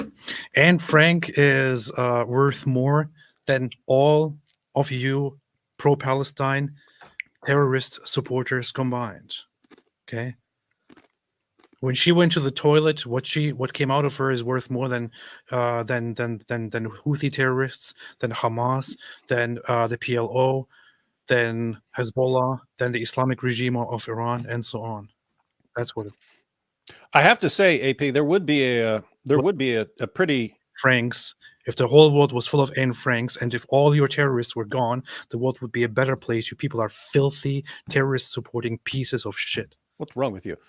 I have to say, there would be a tremendous difference in how we remember Anne Frank if the situation had been different and Anne Frank just grew up saying, "We will destroy all the Germans. We will murder all the Germans. We will kill them all. We must kill them all." And the Germans stopped her, and then that was it. Yeah, that'd be a really different situation. Yes, that's true. And if we had the diary of Anne Frank and we opened it up and it was all like, "We will kill them, we will exterminate them, the Germans will be hiding behind rocks and trees until we, the Jews, exterminate every last one of them," and the Germans are like, "No, we can't let you do that," and she's like, "Why you won't let me exterminate you? Oh, I'm a victim here, I'm a victim." I think we'd remember her very, very differently. Now here's a little Nazi boy. Get the hell out of here. I'm not even going to engage with you. Go cry after your Nazi leaders. Maybe you should do what Hitler did in the end. I'm gonna go tell Nick Fuentes what you just said. I will tell him. My plans are going forward. I'm going to try and structure this video into two parts, where the first part is going to be me talking about the Twitch suspension. Second part is going to be talking about myself. And the first thing I want to start off with is something that I know it might sound a little bit insincere because of how ridiculous this is, but I really mean it. And if you listen to the whole video, I hope you can see why. Everybody who's come and spoken out and talked to me and said stuff about me, aside from the, "Oh, you should kill yourself," or something like that, I want to say that I really appreciate you. And I think this has been something that's a long time coming. And I actually think that this is something that not only I deserved, but it's also something that I needed. And I want to talk about what the reason for that is. But wait, what? I needed this. That sounds very weird. He said, "I needed this" after talking about those people who told him to kill himself. Is that what he said? But I want to start off and just make sure that that's actually very clear. So a couple of days ago, I made some comments about Palestine and also about Hamas and, some just general, and other freedom fighters that were trivializing the genocide that's happening there. And you know what? I lost all interest right now at this point. Yeah, it's like an apology script was written for him by the protesters or something. It's like whoever's in control of anything, they said, okay, we're going to send you a list of things that you need to say in order for you to get reinstated and for us to continue promoting you having us. I mean, you promoting stuff, our products, and so on. You know what the big irony here is? There have been this entire time for a year now. These people have been going around saying, "Oh, you can't say anything about Israel. You can't say anything against Jews. You can't say anything about Israel.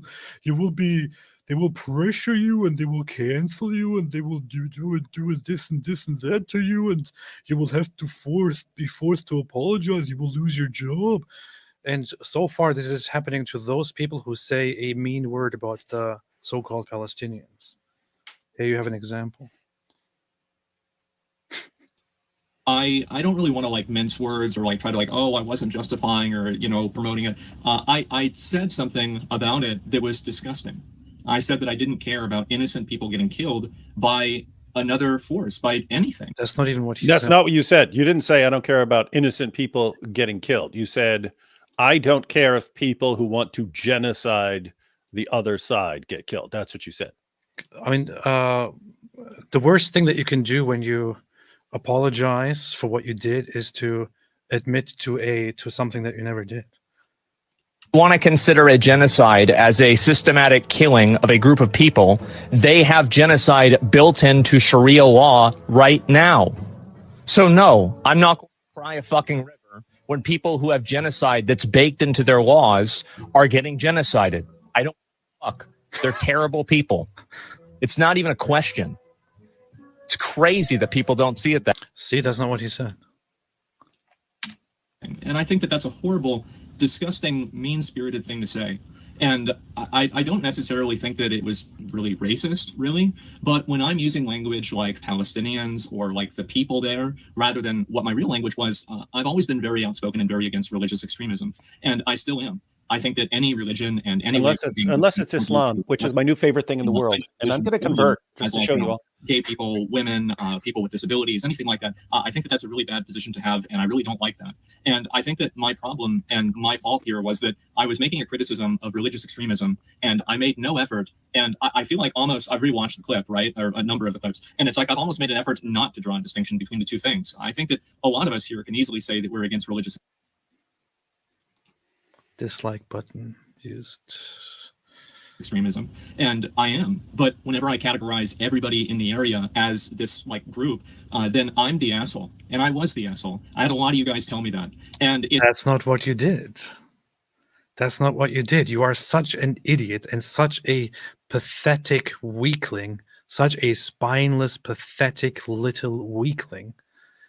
Such a spineless, pathetic little weakling that you don't have the guts to stand by maybe the one thing that you actually said that was good. That was honest.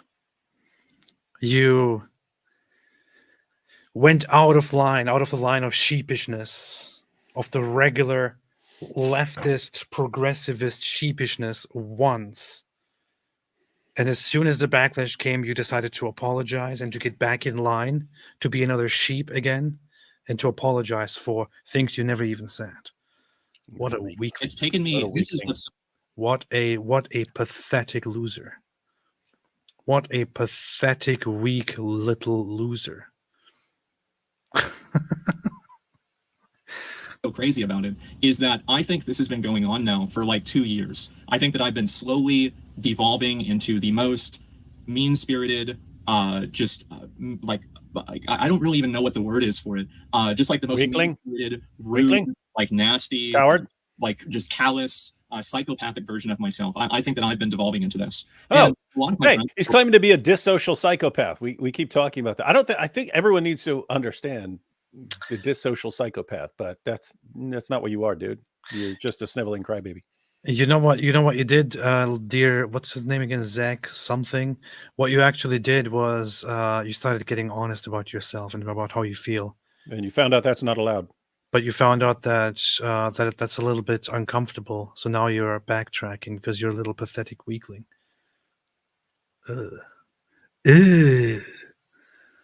Brother. Told me this. My dad has told me this. He said, you've got to chill out. You've got to calm down. I've been like, oh, that old man doesn't know what he's talking about. And I've finally had some level of accountability for that. And thank God. I look back at some of the things that I've said and done over the past 2 years, and I don't think that I've been wrong about everything, obviously, right? But there have been ways that I've communicated and ways that I've... Yes, I also found out that in the past he did this thing, like he said, I will never apologize for anything. I will never, I want to make it clear that I will never, ever be pressured to apologize for anything I say. And here he is, apologizing on Twitter and then making a 20-minute video apologizing. Probably because it's bad for business. I've acted that are indefensible. And I think it's, looking back on it, it's just disgusting. And it's something that when you get lost in the sauce and you get fixated around like listening and reading feedback and, you know, just getting hyper fixated, this is like... I wonder, not sure if this guy will ever hear this, but I just have one question. I really wonder if you feel good about yourself and feel comfortable with yourself after selling yourself out, after being dishonest and apologizing for how you really feel and how you really think for approval or for money. Does it feel good? Please turn around and ask yourself, does it feel good? Is this really who I want to be? Do I want to be a pathetic little weakling who sells out and who hides his true feelings? Turn around, every now and then I feel a little bit weaker, so I grovel all night. Turn around,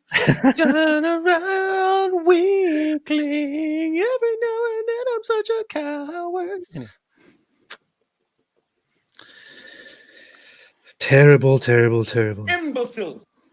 Absolutely terrible. How about you get us on your knees? What else? Look, guys, look at my video. You'll notice I've got a lot of stuffed animals. You know what you don't notice? Balls. I have 0 balls. You don't see a ball anywhere in this room because there isn't one. Not one. Lose faith. I tell Let you. alone lose 2. faith. It's better for you. He's being more slippery than the lubricants that he sells in his daughter's sex shop. You're finished already. Look at me. Look at me. You know you're done. Yeah. This is terrible, man. Quiet, man. You're sick. You are sick. Alhamdulillah. Your entire life, you lose a perspective on reality and you lose a perspective on the world. And I think that perspective was brought into perspective yesterday and the day before when I was making comments like this. And I feel... Why stuttering? It was 20 minutes? Is it seriously 20 minutes of this? So this is so dumb. It's so boring and I lost all interest. I wish I could dislike 50,000 times here, but this is enough. So then when I was 7, I was treated horribly. And this caused me psychologically to go into my own mind. Shut up, dude. I'm sorry. I should have never said those things that I never said. I should have never said those things. I look at Viper's comment there. Money probably spoke. In any case, this video only reinforced that terrorist threats work. And in a short time, it won't just be Europe fearing them. R.I.P. Asmongold. If that is your real name, which it isn't. 2 steps ahead. Asmongold appears from the shadow. Zach's YouTube apology. Man got cancelled for a war he's not even a part of. On the other side of the world, wild.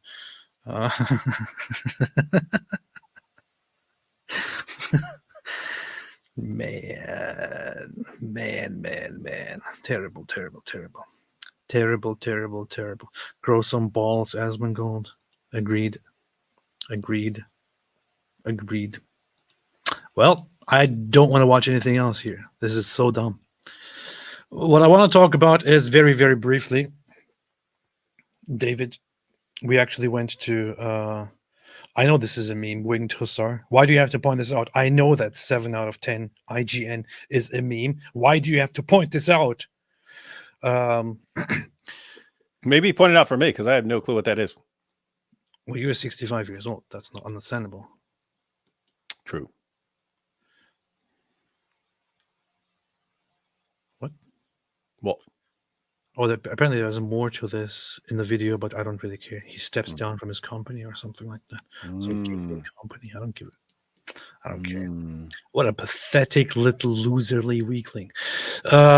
This is, by the way, this is the serious problem where you have these guys who will speak out on something and then they'll face a backlash, but they don't want the backlash. So then they'll retract all their words and then no one likes them, right? Yeah. Because the people who cheered for you at first, oh, wow, he really stood up for himself and his views there.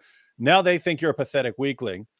And the other side still ticked off at you for what you said, but now they know, oh, okay, we can pressure him and he'll just do whatever we want.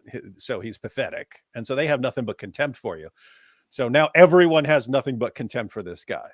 There's no one who thinks, wow, what a really strong, based, confident, masculine, intelligent, courageous individual. There's no one who thinks that about him anymore. That's how I think right now. I didn't know anything about this guy. I saw his response about the whole issue, and I thought, wow, okay, pretty. I mean, I don't. It goes too far even for me. But respect for saying it as you think, for speaking your mind.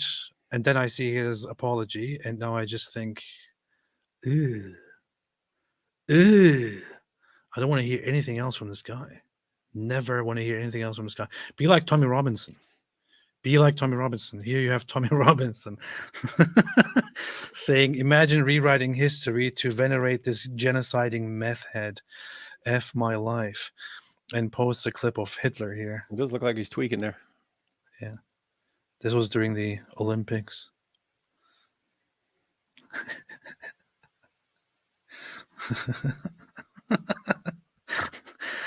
Oh, man. And then you have the comment section with Nazis blasting him. With Nazis going after him. Nazis going after him. Nothing worse than a subverted and self-hating. And this has been going on for months now, for half a year now, where he just posts about how pathetic and how ridiculous the Nazis are, the new Nazis are, and what a sick person Hitler was. And these people who really think that Tommy Robinson is their ally go after him, and he just doubles down every single time. Be like this. This is not popular right now. It's popular to hate Jews. I've been laughing about this all day for some reason. It's not even that hilarious. Here, Syrian girl said, they will kill you even if you don't fight, so you may as well fight. Visegrad said, girl, you literally live in Australia. And then John comes here and says she's talking about kangaroos. I don't know why, but I've been laughing about this for half a day now. I don't know why. I'd seen the Visegrad response, but yeah, the John Aziz response is funny. It's just a few visual answers. I've been watching lots of kangaroo videos lately. So anyway, I was going to talk about how we went to the Holocaust Museum in Washington, D.C. together. We met up there, walked around a little bit.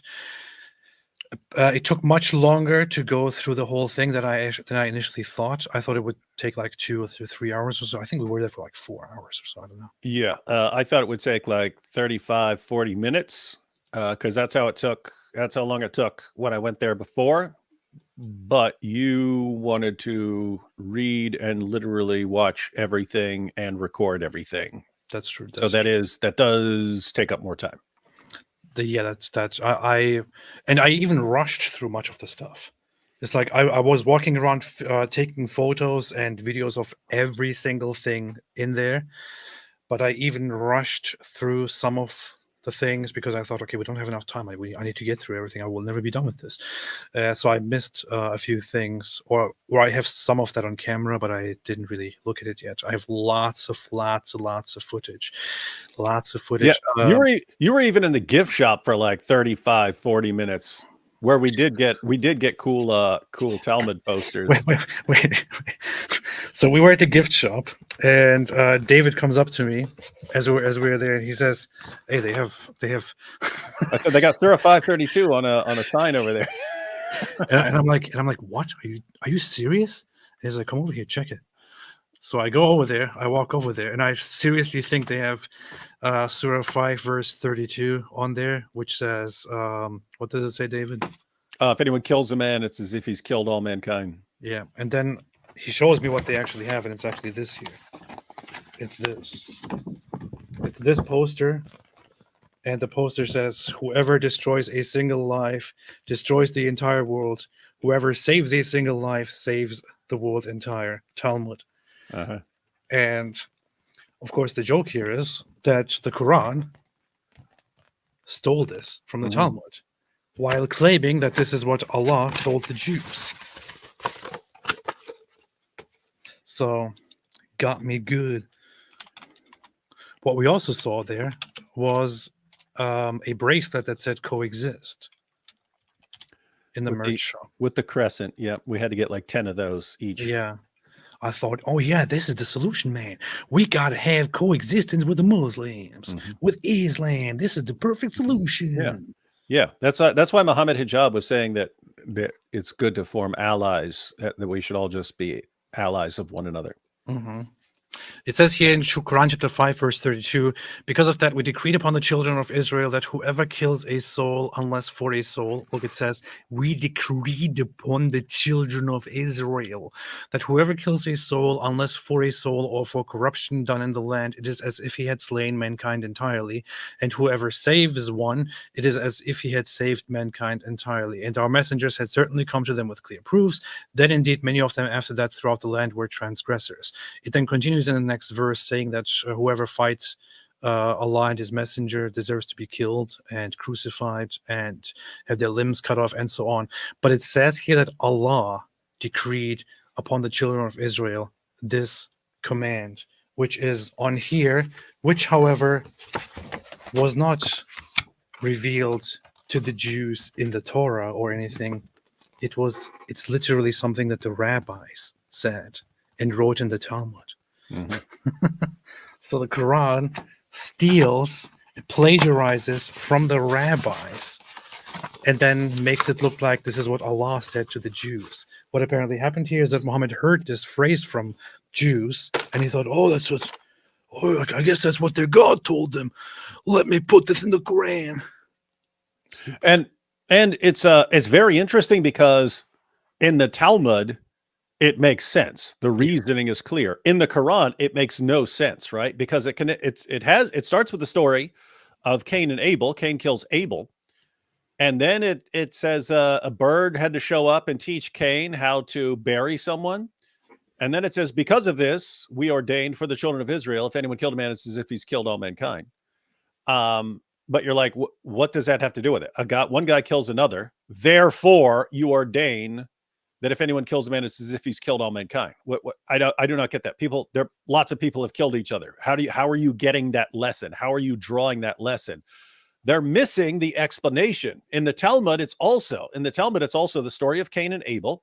But the rabbi points out that the word that's used when God says your brother's blood cries out to me from the ground, it's actually plural, bloods. And he says, so this sounds like God is saying it's not just your blood, it's the blood of all your future descendants. And therefore, if you kill a man, it's as if you're killing all future generations because you just stopped all future generations that would have come from that person. And so they actually explain the reasoning. They explain what the connection is between the story of Cain and Abel and this lesson. The Quran doesn't get the point about the bloods. And it just says story of Cain and Abel, therefore, and it gives the lesson and no connection between the two. And so it's just weird that the perfectly clear Quran is completely incomprehensible. If you just read it in the Quran, you could read it 1 trillion times. You would never have any clue how this claim followed from what just happened. In the Talmud, it's perfectly clear what the reasoning is. So weird stuff. Weird stuff that the perfectly clear Quran is always, always, always hopelessly unclear. And you would not be, it's a situation where you would not be able to understand the reasoning in the Quran unless you knew where the Quran stole that from. It makes perfect sense. You're just being completely Islamophobic, and it just shows that you are Islamophobic. That's what happens. They put one of the things that Hitler said on one of the walls inside the museum. I want to go through all of the stuff in a different live stream. I think I will just change this one here into was Asmongold right or not? I want to look at all that stuff on a different one. However, here's a quote which is a very, very well-known one. It's also there's also video footage of it where Hitler literally prophesies the annihilation, extermination of Jews in 1939. Where's the real picture? Of course, David had to be funny about this, although we are in the middle of a Holocaust museum, and had to say, "Hey, step over there. Let's take a photo with you," pointing at the word prophet. I don't have it here now. Yeah, trying to cover it up. I don't have it here now. I don't know where it is. Can't find it. That should be that's your first initial and your last name. Prophet. It's got you right there. Prophet. A prophet. I should take this and change it into Apostate Prophet. Just add a little period there. Yeah, a prophet. However, here Hitler says, "Today I will once more be a prophet. If the international Jewish financiers in and outside Europe should succeed in plunging the nations once more into a world war, then the result will not be the Bolshevizing of the earth and thus the victory of Jewry, but the annihilation of the Jewish race in Europe." This is what he was saying already as the Nazis were rounding up and putting Jews into camps and putting them on death marches and so on. But right after this, right after saying that it's the Jews who are funding these wars and so on, he declared war against Poland and invaded Poland, which to him was clear would be a declaration of war and a reason for Britain and France to also get into the war and start a major world war. He was planning on doing precisely that when he made this so-called prophecy. He made this months before invading Poland and starting the world war. And then they started massacring the Jews completely, brutally, especially in Poland, which had a huge Jewish population, a thriving Jewish population. And you know what? During the Second World War, during the Holocaust, Hitler and Goebbels and the main Nazi guys were also claiming that they just want peace, and they don't want this to happen. It's just the Jews forcing them to do this kind of stuff. The Jews are forcing them to eradicate them. The Jews are oppressing Europe and forcing Europe to find a solution, the final solution. It pretty much sounds like what Hamas argues nowadays.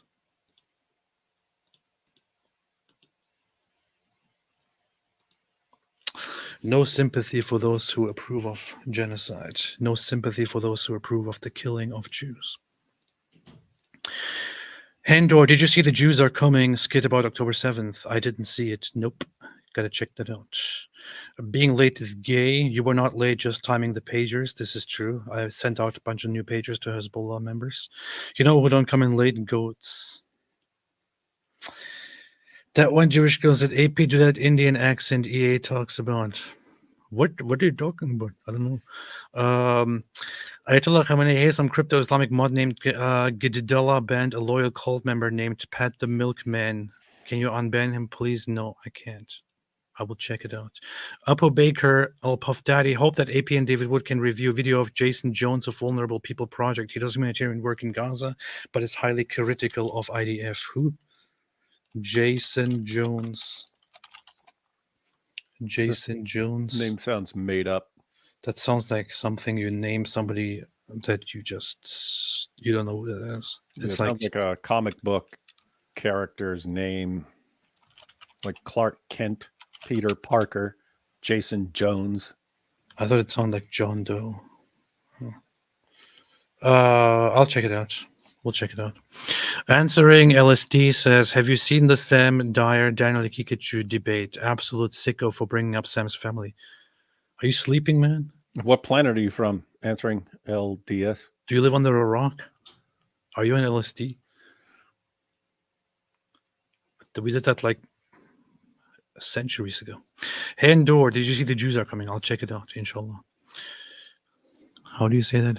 Hayehudim Atayim, something like Vaim. I don't know. Go type. He got banned off of Twitch for this when he got half naked to fully naked women shaking it on camera being promoted. Shameful. Yeah. Terrible. Fatward isn't Cenk's nephew on Twitch. He is. The terrorist sympathizers on Twitch. Carlos Menem. They are force moving and blocking a full city. Yeah. Do you guys know a good way to reach Cameron capturing Christianity? I was working on comparing Islam to Mormonism already and would love to send him my work since I don't make videos. Doesn't he have contact info on his page? On his channel? Contact him on like Twitter or something. Alhamdulillah. Telegraph, they don't have the means, but they sure have the meaning. That's true. To kill the Jews. That's what they want to do. Godlike Snake. AP, it's cool to hear you played Command and Conquer General. Some of the GLA units, terrorist bomb truck, have some codes that would not fly today. Really? Maybe I should go back and look at that. Face the Facts Bingo would. Noam MKW said, AP, you should cover Wild West Bank deleted scene. It shows perfectly what Ramallah is all about. 5-minute clip. Wild West Bank deleted scene. We'll check it out. We'll check it out. Apostate Gaming, free PlayStation. Jason Allen, this is the spare the rod, spoil the child culture. Alhamdulillah. Deborah Leonelli, this is where Ta-Nehisi Coates visited. I don't know who that is. I just know that he recently went viral for saying that if he grew up in Palestine, he would have also committed terrorist attacks or something like that. I don't know. Don't know who that is or what he exactly said.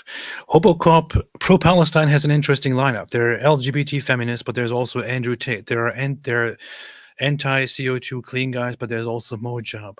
I know it's just a ridiculous project, a ridiculous idea. It's like it's an entire system of propaganda, a scam set up for those people who are either very dumb or who want to jump on the latest grift. That's it. With people with no standards, or people who are very dumb, or people who are on their side, like the Islamists. It's pretty much everyone who wants to disrupt the world. Yeah. And wants chaos for some reason because they think that they will triumph in the end if they can just if they can just destroy every stronghold that is holding up society, then they will somehow win, whether that's their communist vision or their Islamic vision or whatever. Urinating upon one another. That's what they do.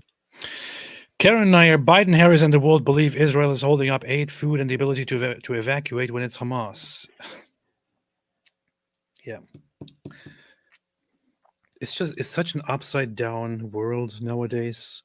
They were saying that the Gazans are being treated like animals, like non-humans, and so on.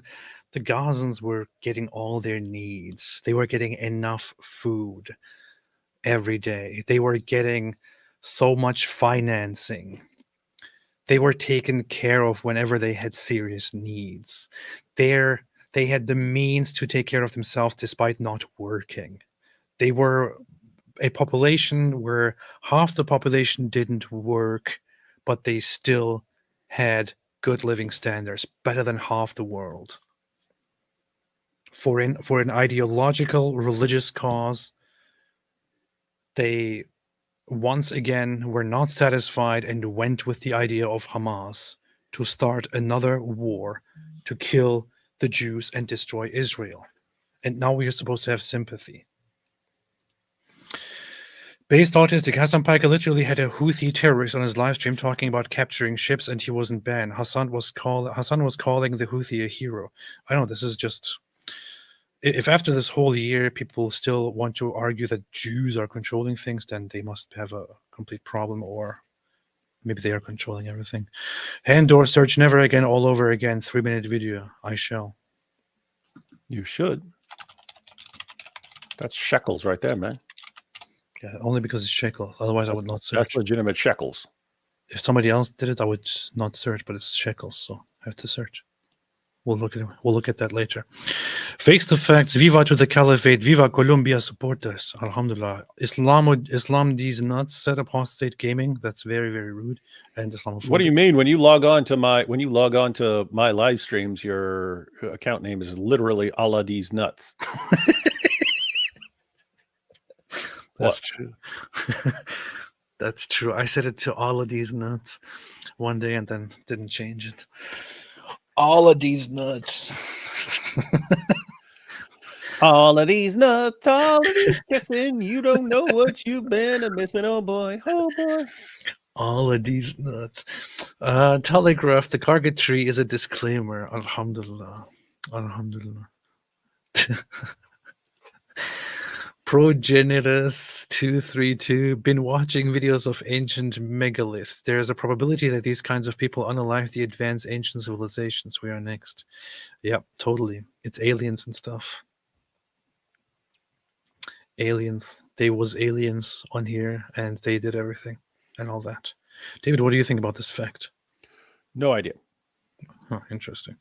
The RFB 333 said, I want to go to DC with you guys. Check your emails. I don't have Twitter, but Ezra's Rabbit and I want to meet you in DC. Hilton's got the dealio. Long live King Harold the Cricket. The bad thing. A couple days late. The bad thing is that we already went. This was kind of. I abruptly made the plan just days ahead of going there. For the record, it's good to abruptly make the plan. You don't want to announce it. Hey, everyone, here's where we'll be at 12 o'clock noon on Monday in case anyone wants to meet up or do anything else to us. I did say though that we're going to go to the museum. Yeah. That we're going to that's go the point. there. Yeah, it's okay. It's okay. Quick stuff. You don't want to give like serious notice. But I even said I'm heading now. I'm going to travel now. We're going to DC to the Holocaust Museum, and I even said so if jihadis want to do something, I'll be there. But nobody came. I'll be there. And what does this tell you, David? What does it tell you? The fact that we went there and came back alive? That jihadis are actually scared of us. And that Islam is false. Mm-hmm. And weak. This is the proof. It's the proof. It's the proof. Jihadis are finished. You're finished. You're finished already. Look at me. Look at me. You know you're done. What kind of Muslim are you? Songs of Relief said a warrior religion, 1 Kings 20:11. David, what does it say? You know everything from memory in the Bible. Not 1 Kings 20:11. Don't you have it all memorized? No. Oh. The king of Israel countered, think about it. It's easier to start a fight than end one. In your face. In your face. Wait, what? Why do I get different versions of this? The king of Israel answered, tell him one who puts on his armor should not boast like one who takes it off. Okay. I was just looking at a meaning of it. That's funny. I have no idea how that happened. FWTC smiley face. Other nations gets attacked, then strikes back against the terrorists. UN, this is fine. Israel gets attacked, then strikes back against the terrorists. UN, how dare you? You stole my childhood. My childhood with your empty words. How dare you? Yeah, quickly again to RFB. Sorry, we've been... it's a bit too late. Hope that in the future when we do something like this, we can announce it for everyone so that we can also have terrorists join us and all that, and also fans join us. That would be very nice. Unfortunately, this time it was too late. One person still joined us somehow. Not sure how that happened. He messaged us. Yeah. He was on the ball. He was on the ball. And then other people recognized us when we were inside there. But apparently, Washington, D.C. got notice that AP and the Dizzle were showing up because there were soldiers all around that. There were police officers all around the Holocaust Museum. Yeah. So they knew we were showing up. They knew we was coming. Islamist Cantor said W. That sounds like a W. Asa said, you just play that voice. I was asking about it. The something was Zulu sound. The something was Zulu sound you're referring to is Sallallahu Alaihi Wasallam. What's funny is it doesn't sound at all like Wazulu to me, unless I'm reading it and then listening to it, and then it does sound like Wazulu. Wait a minute. So... Wait. Zulu. See? It does. Yeah. It's actually Sallallahu Alaihi Wasallam. But yeah, the guy who said this also makes it sound very, very interesting. Zulu. That's just funny. Skyscraper Philosopher said, invite Shadi Hamid from W Crowds Live and talk PA Iser. Who is Shadi Hamid? I can't invite somebody whose name sounds shady. Like Shadynasty. Yeah. Although I had Shadi Nasser on here. No disrespect to him. W Crowds Live. I should invite Shadi Nasser on again to talk about the Quran. And maybe I could have him review my Surah Shakira verse, Surah Shakira chapter, and ask him if he thinks it's better than the Quran, since he's a Quran scholar. Shadi Hamid. Heard of this guy before. I don't know what he thinks and who it is. Sir Ma'am says they are weaklings. That's true. Toilet paper with Quran and Hadith, poop for poop. That's true. Sancho Panza always adore AP. Always adore APs or submarines. Sancho knows what he's talking about. That's beast. Deborah Linelli, genocide is the new woke buzzword. Seriously, it is. Absolutely, seriously, it is. Fire Screamer, genocide seems like a new Gen Z slang for boo-boo. You know, it's funny when you think about it. The same people who claim to be oppressed whenever somebody says something mean to them are nowadays those who claim that the Palestinians are genocided. They're being genocided. The standards for genocide are very, very, very, very interesting. Oh yeah, I tagged this because I wanted to say be a man. Where's that? Ron Swanson. What counts, man? I don't have the be a man button here. That's ridiculous, man. Anyway, this weakling says backseat. Sarah F. Christians, please don't burn our Bible. We love you, brother. Take better care of your soul. Islam, put that Quran down, you kuffar, or else.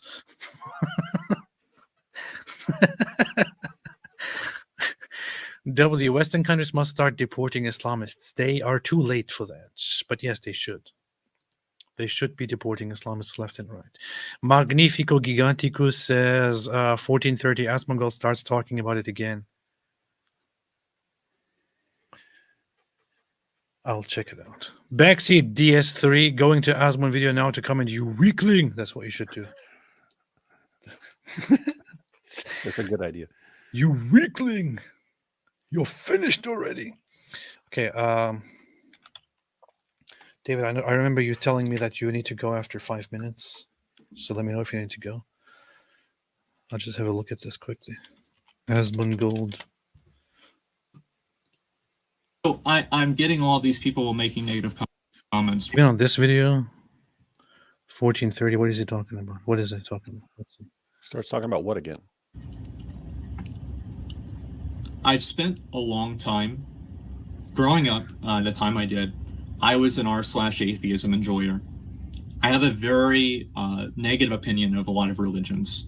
I've had the experience firsthand of the negative effects of Christianity and the way that I view that. Dude, when I was making fun of him, I was like, and then he's going to be like, so then when I was 7, and like try to get sympathy from something in his background that made him say this, and here he's doing it. I have a background on Reddit atheist, and I've been persecuted by Christians my entire life. They were mean to me. They told me I had to believe in Jesus, and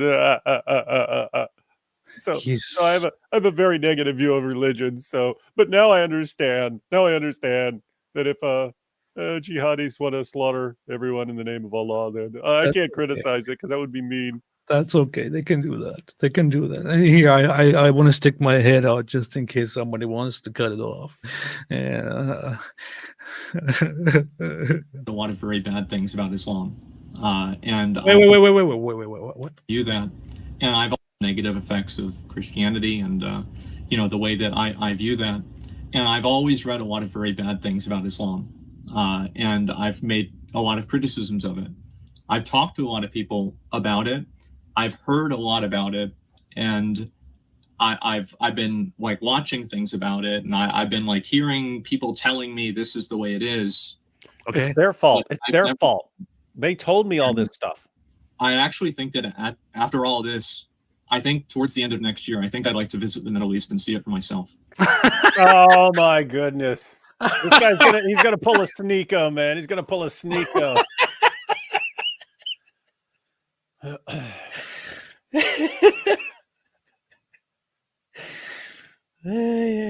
After taking this tour of the Middle East, I've realized that everything I heard about Islam was false, and I'm now reverting and reciting my Shahada. Here's an idea, Asmongold. If you want to do this, go to the Middle East, go to several Muslim countries. In fact, first of all, forget about the Middle East. Go to Pakistan first, and do a little project where you go to people and you pretend that at some point you were a Muslim, but you are no longer a Muslim. You are now Christian, you're a Christian and you are pro-Israel and you support Israel entirely and Israel's right to exist, and you think Jews are fantastic, and you don't like Islam because you think it is a morally reprehensible religion, and because Muhammad, did some messed up things and all that. Just go there, do this little project.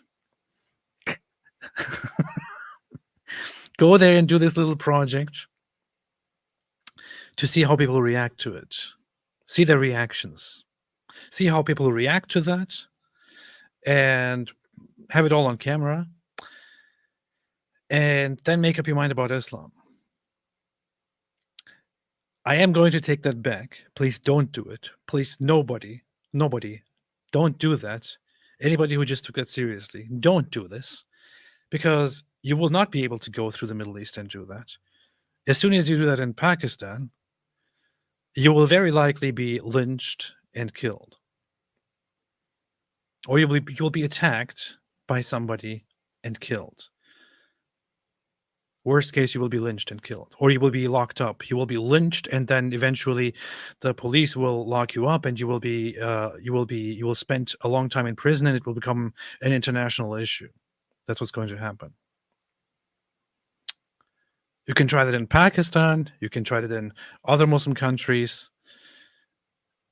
You should probably not do that. Instead, you can maybe look at the history of speech and how Muslims react to it, react to free speech. You can look through the history of it. You can find enough examples of it if you want to look into the history of that. You can look at all the mass violence, all the lynchings in Pakistan over the last 20 years. You can look at Nigeria. You can look at how people are treated in the Middle East, the rights of women, the rights of disbelievers, and so on. You can look at all of these things. I don't know. You can go there and say, you can go to Saudi Arabia and ask for a gay club and say, hey, I'm gay. They'll believe you. They will believe you. What? Don't do that. I'm just saying that would be totally believable. No. I want to see it for a historical perspective, right? I would love to go to Istanbul in Turkey. There's no ulterior motive there at all. I would love to go to Istanbul in Turkey. That's not the Muslim world. That's where everybody can go. You will not see anything of the Muslim world there. There's no ulterior motive there at all.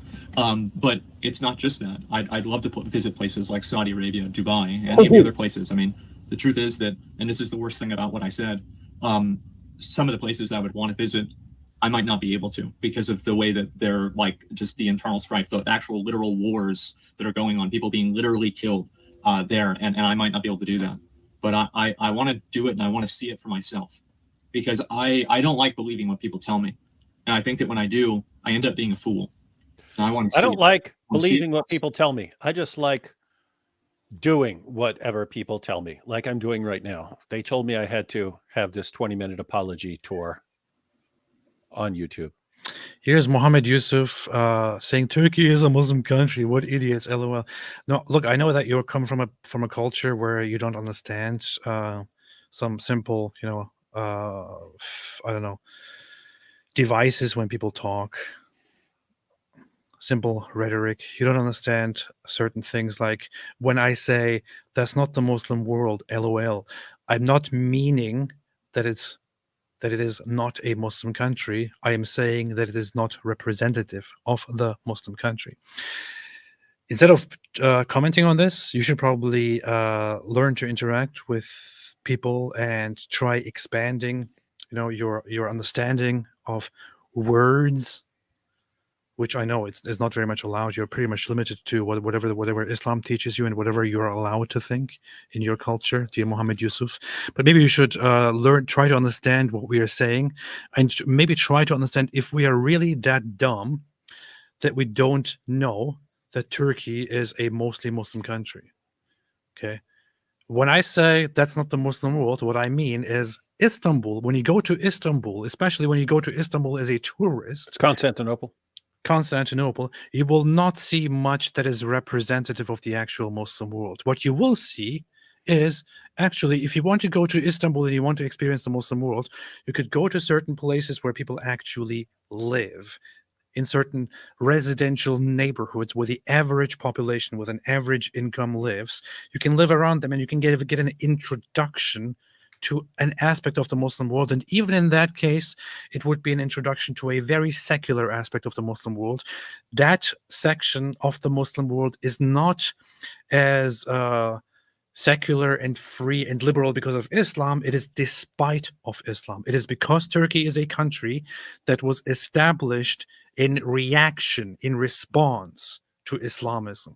Ataturk and his party and his people established that country in clear and explicit rejection of Islamism.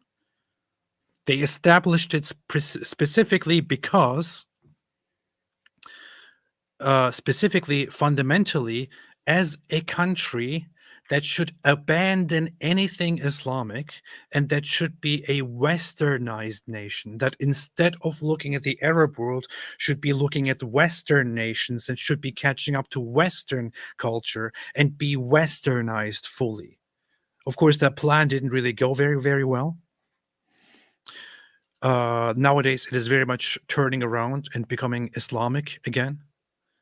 But Turkey is the way it is because the fundamentals of the foundation of the Turkish Republic were Westernization, not Islamization. This is what I mean when I say it is not representative of the Muslim world. If you want a proper Muslim country, you could go, or better than Turkey, you could go to Pakistan, or you could go to some of those filthy places in the Middle East that are only now doing slightly better because they happen to have oil. Before that, they were a bunch of shitholes. Hope you understand that now. Thank you. And I want to experience it, and I want to live my life, and I'm going to try to clean up part of my house. I'm going to try to what? What? Do this, and I'm not going to hire a cleaner. As I said, I was raised Roman Catholic. I view this as a penance.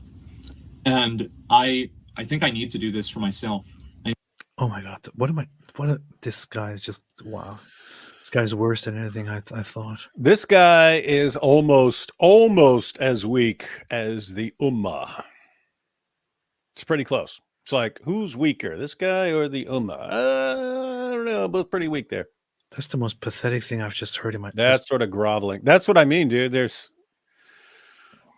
Say what you mean and stand by it. Don't, hey, I'm going to jump out on this extremely controversial issue. I'm going to say something that I know for a fact is going to massively offend one side of the discussion and make the other side of the discussion cheer for what I've said.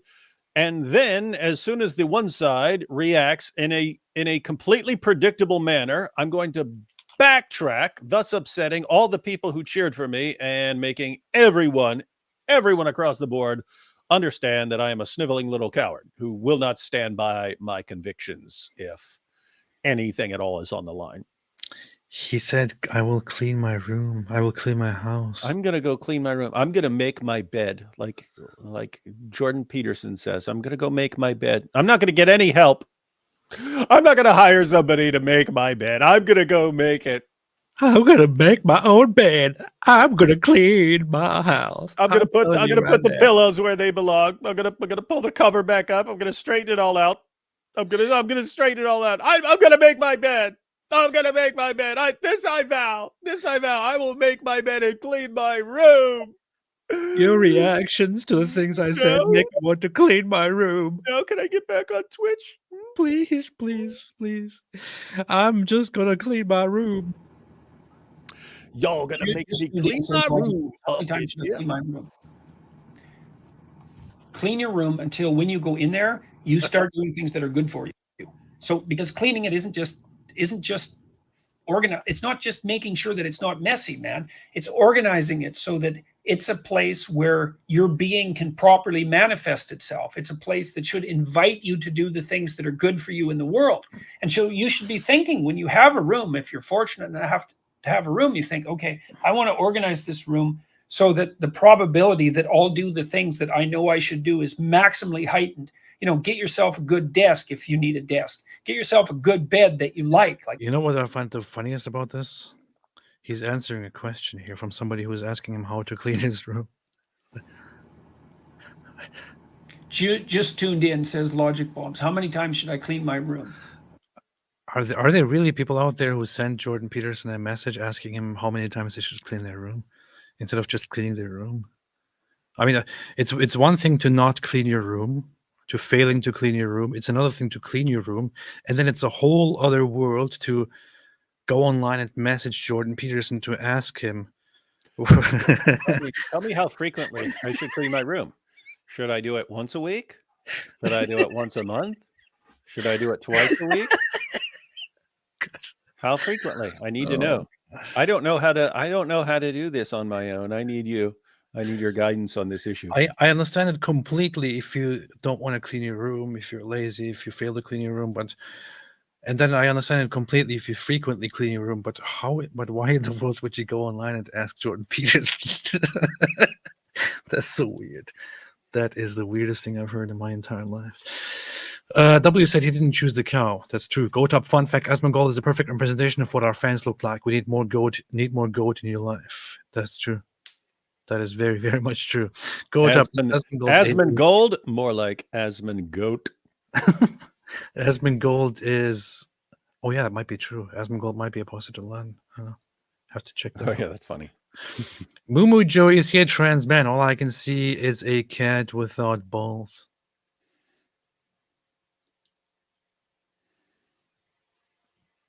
Deborah literally said Tommy is the opposite of Asmon, courageous. That's a very, very, very rude way to talk about Asmon.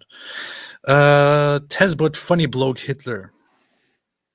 Omar Harris, Christopher Columbus Day 2 days ago on Monday. Now new evidence came out from DNA testing. He is a Sephardic Jew from Spain, and only Israel and Spain can celebrate him. Italians can't.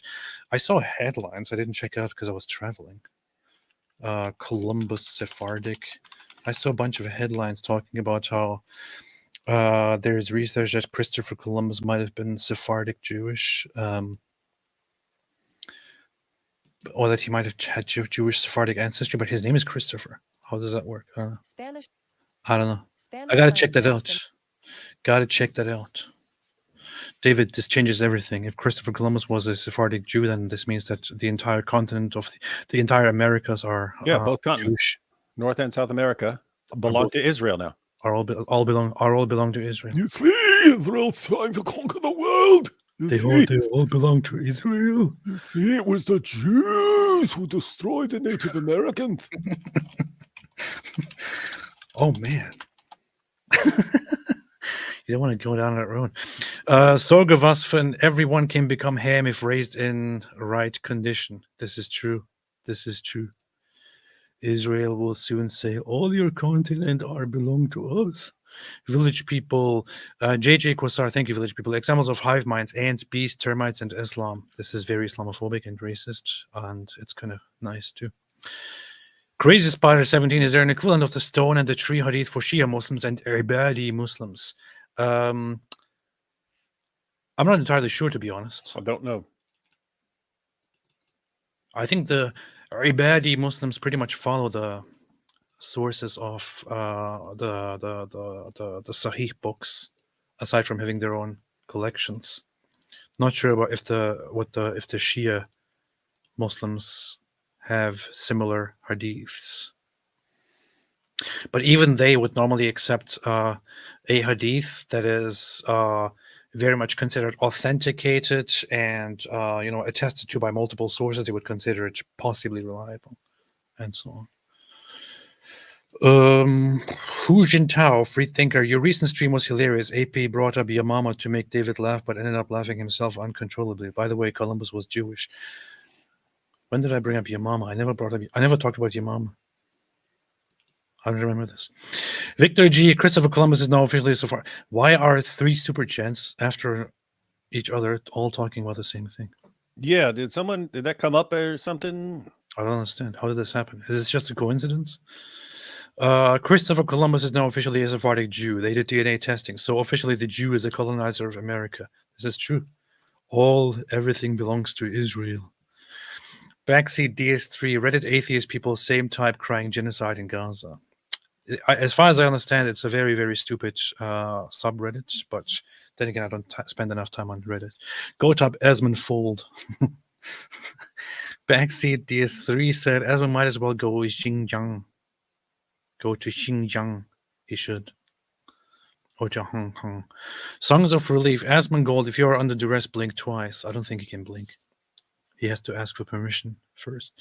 Tez, but any thoughts on UK 26th October Tommy R. rally? Can we make any difference? Re-Islamization, etc. David, what do you think? Yeah, you can make a difference. It's just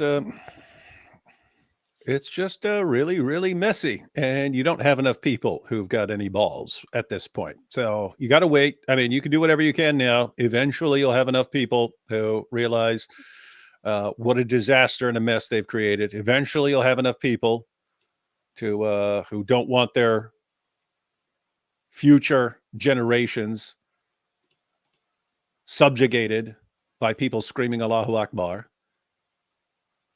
And you'll finally resist in sufficient numbers. But by that time, it's going to be a huge, bloody mess when you had year after year after year after year after year to deal with this calmly. I'm not talking about you specifically, Tezbot. I'm talking about your populations. There's a time when it's very easy to deal with small, weak problems, but you don't, and you let them become huge, massive problems. And it's just what people do. That's what they'll deal with something until it becomes, they'll bear things until it becomes completely unbearable. But by the time they become unbearable, it's a lot harder to do something about. Urinating upon one another. That's what they do. Let me see. Let me quickly have a look at this here. Columbus was a Sephardic Jew from Western Europe. Study finds. What percentage? Got to know the percentages. The 15th century explorer Christopher Columbus was a Sephardic Jew from Western Europe, Spanish scientists said on Saturday after using DNA analysis to tackle a centuries-old mystery. Several countries have argued over the origins and the final burial place of the divisive figure who led Spanish-funded expeditions from the 1940s onward, opening the way for the European Just that conquest of 1940s. the Americas. Did I say 1940s? Yeah, you think Columbus is in the 1940s. This is what happens when you have these barely literate Turkish people come over. 1490s onward. Many historians have questioned the traditional theory that Columbus came from Genoa, Italy, although theories ranged him from being a Spanish Jew or a Greek to Basco, British, around 300,000 Jews, and both. We have DNA from Columbus, very partial but sufficient. Huh. I gotta check this out. The outcome is almost absolutely reliable. Really, that's a big claim. I really need to look into the study and see what in the hell is going on here. Because if this is true, then it changes everything. This means pretty much that Christopher Columbus and I are pretty much the same. So. Meanwhile, Italians are going, you see, this is part of the anti-Italian discrimination. Now they try to take Columbus from us. First they take our pizza, and now they're trying to take Columbus. Yeah, they love us when we make it a pizza, but then they want to take a Columbus from us. Leave my pizza alone. Leave my pizza alone. At least leave my pizza. Leave my Columbus. What is your problem? My spaghetti and my pizza. My spaghetti. According to a different heritage test that I took, I also have Sephardic ancestry, so this means that Christopher Columbus is probably my cousin. Just saying. Just saying. I'm just saying. I'm just pointing this out. Look, I can show it right here. I'm not joking. Look, it says right here. Ethnicity estimate. You have 5 ethnicities and 9 genetic groups. 82%, 82.1% West Asian, 12.2% Sephardic Jewish North African, 5.7% other ethnicities. It literally says here that I have 12% Sephardic Jewish ancestry. Whoa, North African. 12.2% Sephardic Jew. Now everything makes sense. Makes a lot of sense. Now everything makes sense. Now it all makes sense. Alhamdulillah. I don't really buy it though. So, David, anything else? No, my Jewish friend. Well, Alhamdulillah. Now I need to think of a new name for myself. Sephardic Jewish name. Apostate Sephardic Jew. The four ASP. Apostate Sephardic Apostate Prophet. SAP. How about SAP? SAP, man. All right. David, are we going live tomorrow? Yeah, I think we should. And then on Friday, I have a debate. You do? Yep. Why? I don't know, because James from Modern Day Debate said he's got someone who wants to debate. Oh, that makes sense. Apostate Columbus. Apostate Shlomo. A Jew state prophet. Welcome to the tribe, AP. You're Jewish. Reuven. Hey, that makes sense. It actually works. Yeah, instead of Red Van. Yeah. I should put my kippo on, but I don't have it here. Alhamdulillah. Anyway, yes. Okay, Mazel Tov, AP. Thank you. Apostate Goldberg. Reuven. I think I'm going to go with Reuven. It's official now. You can now call me Reuven from now on. Reuven Eideberg. Yes, inshallah. That sounds like a good idea. All right. Thanks, everybody. Apostate Maimonides. Yeah, totally. Thanks, everybody, for watching. And wait a minute, man. Rubenstein, Ridvan Mordecai, Bagel, Shalom. A Jew state prophet. That's pretty good. That's pretty good. That's pretty good. All right. Thanks, everybody. And as always,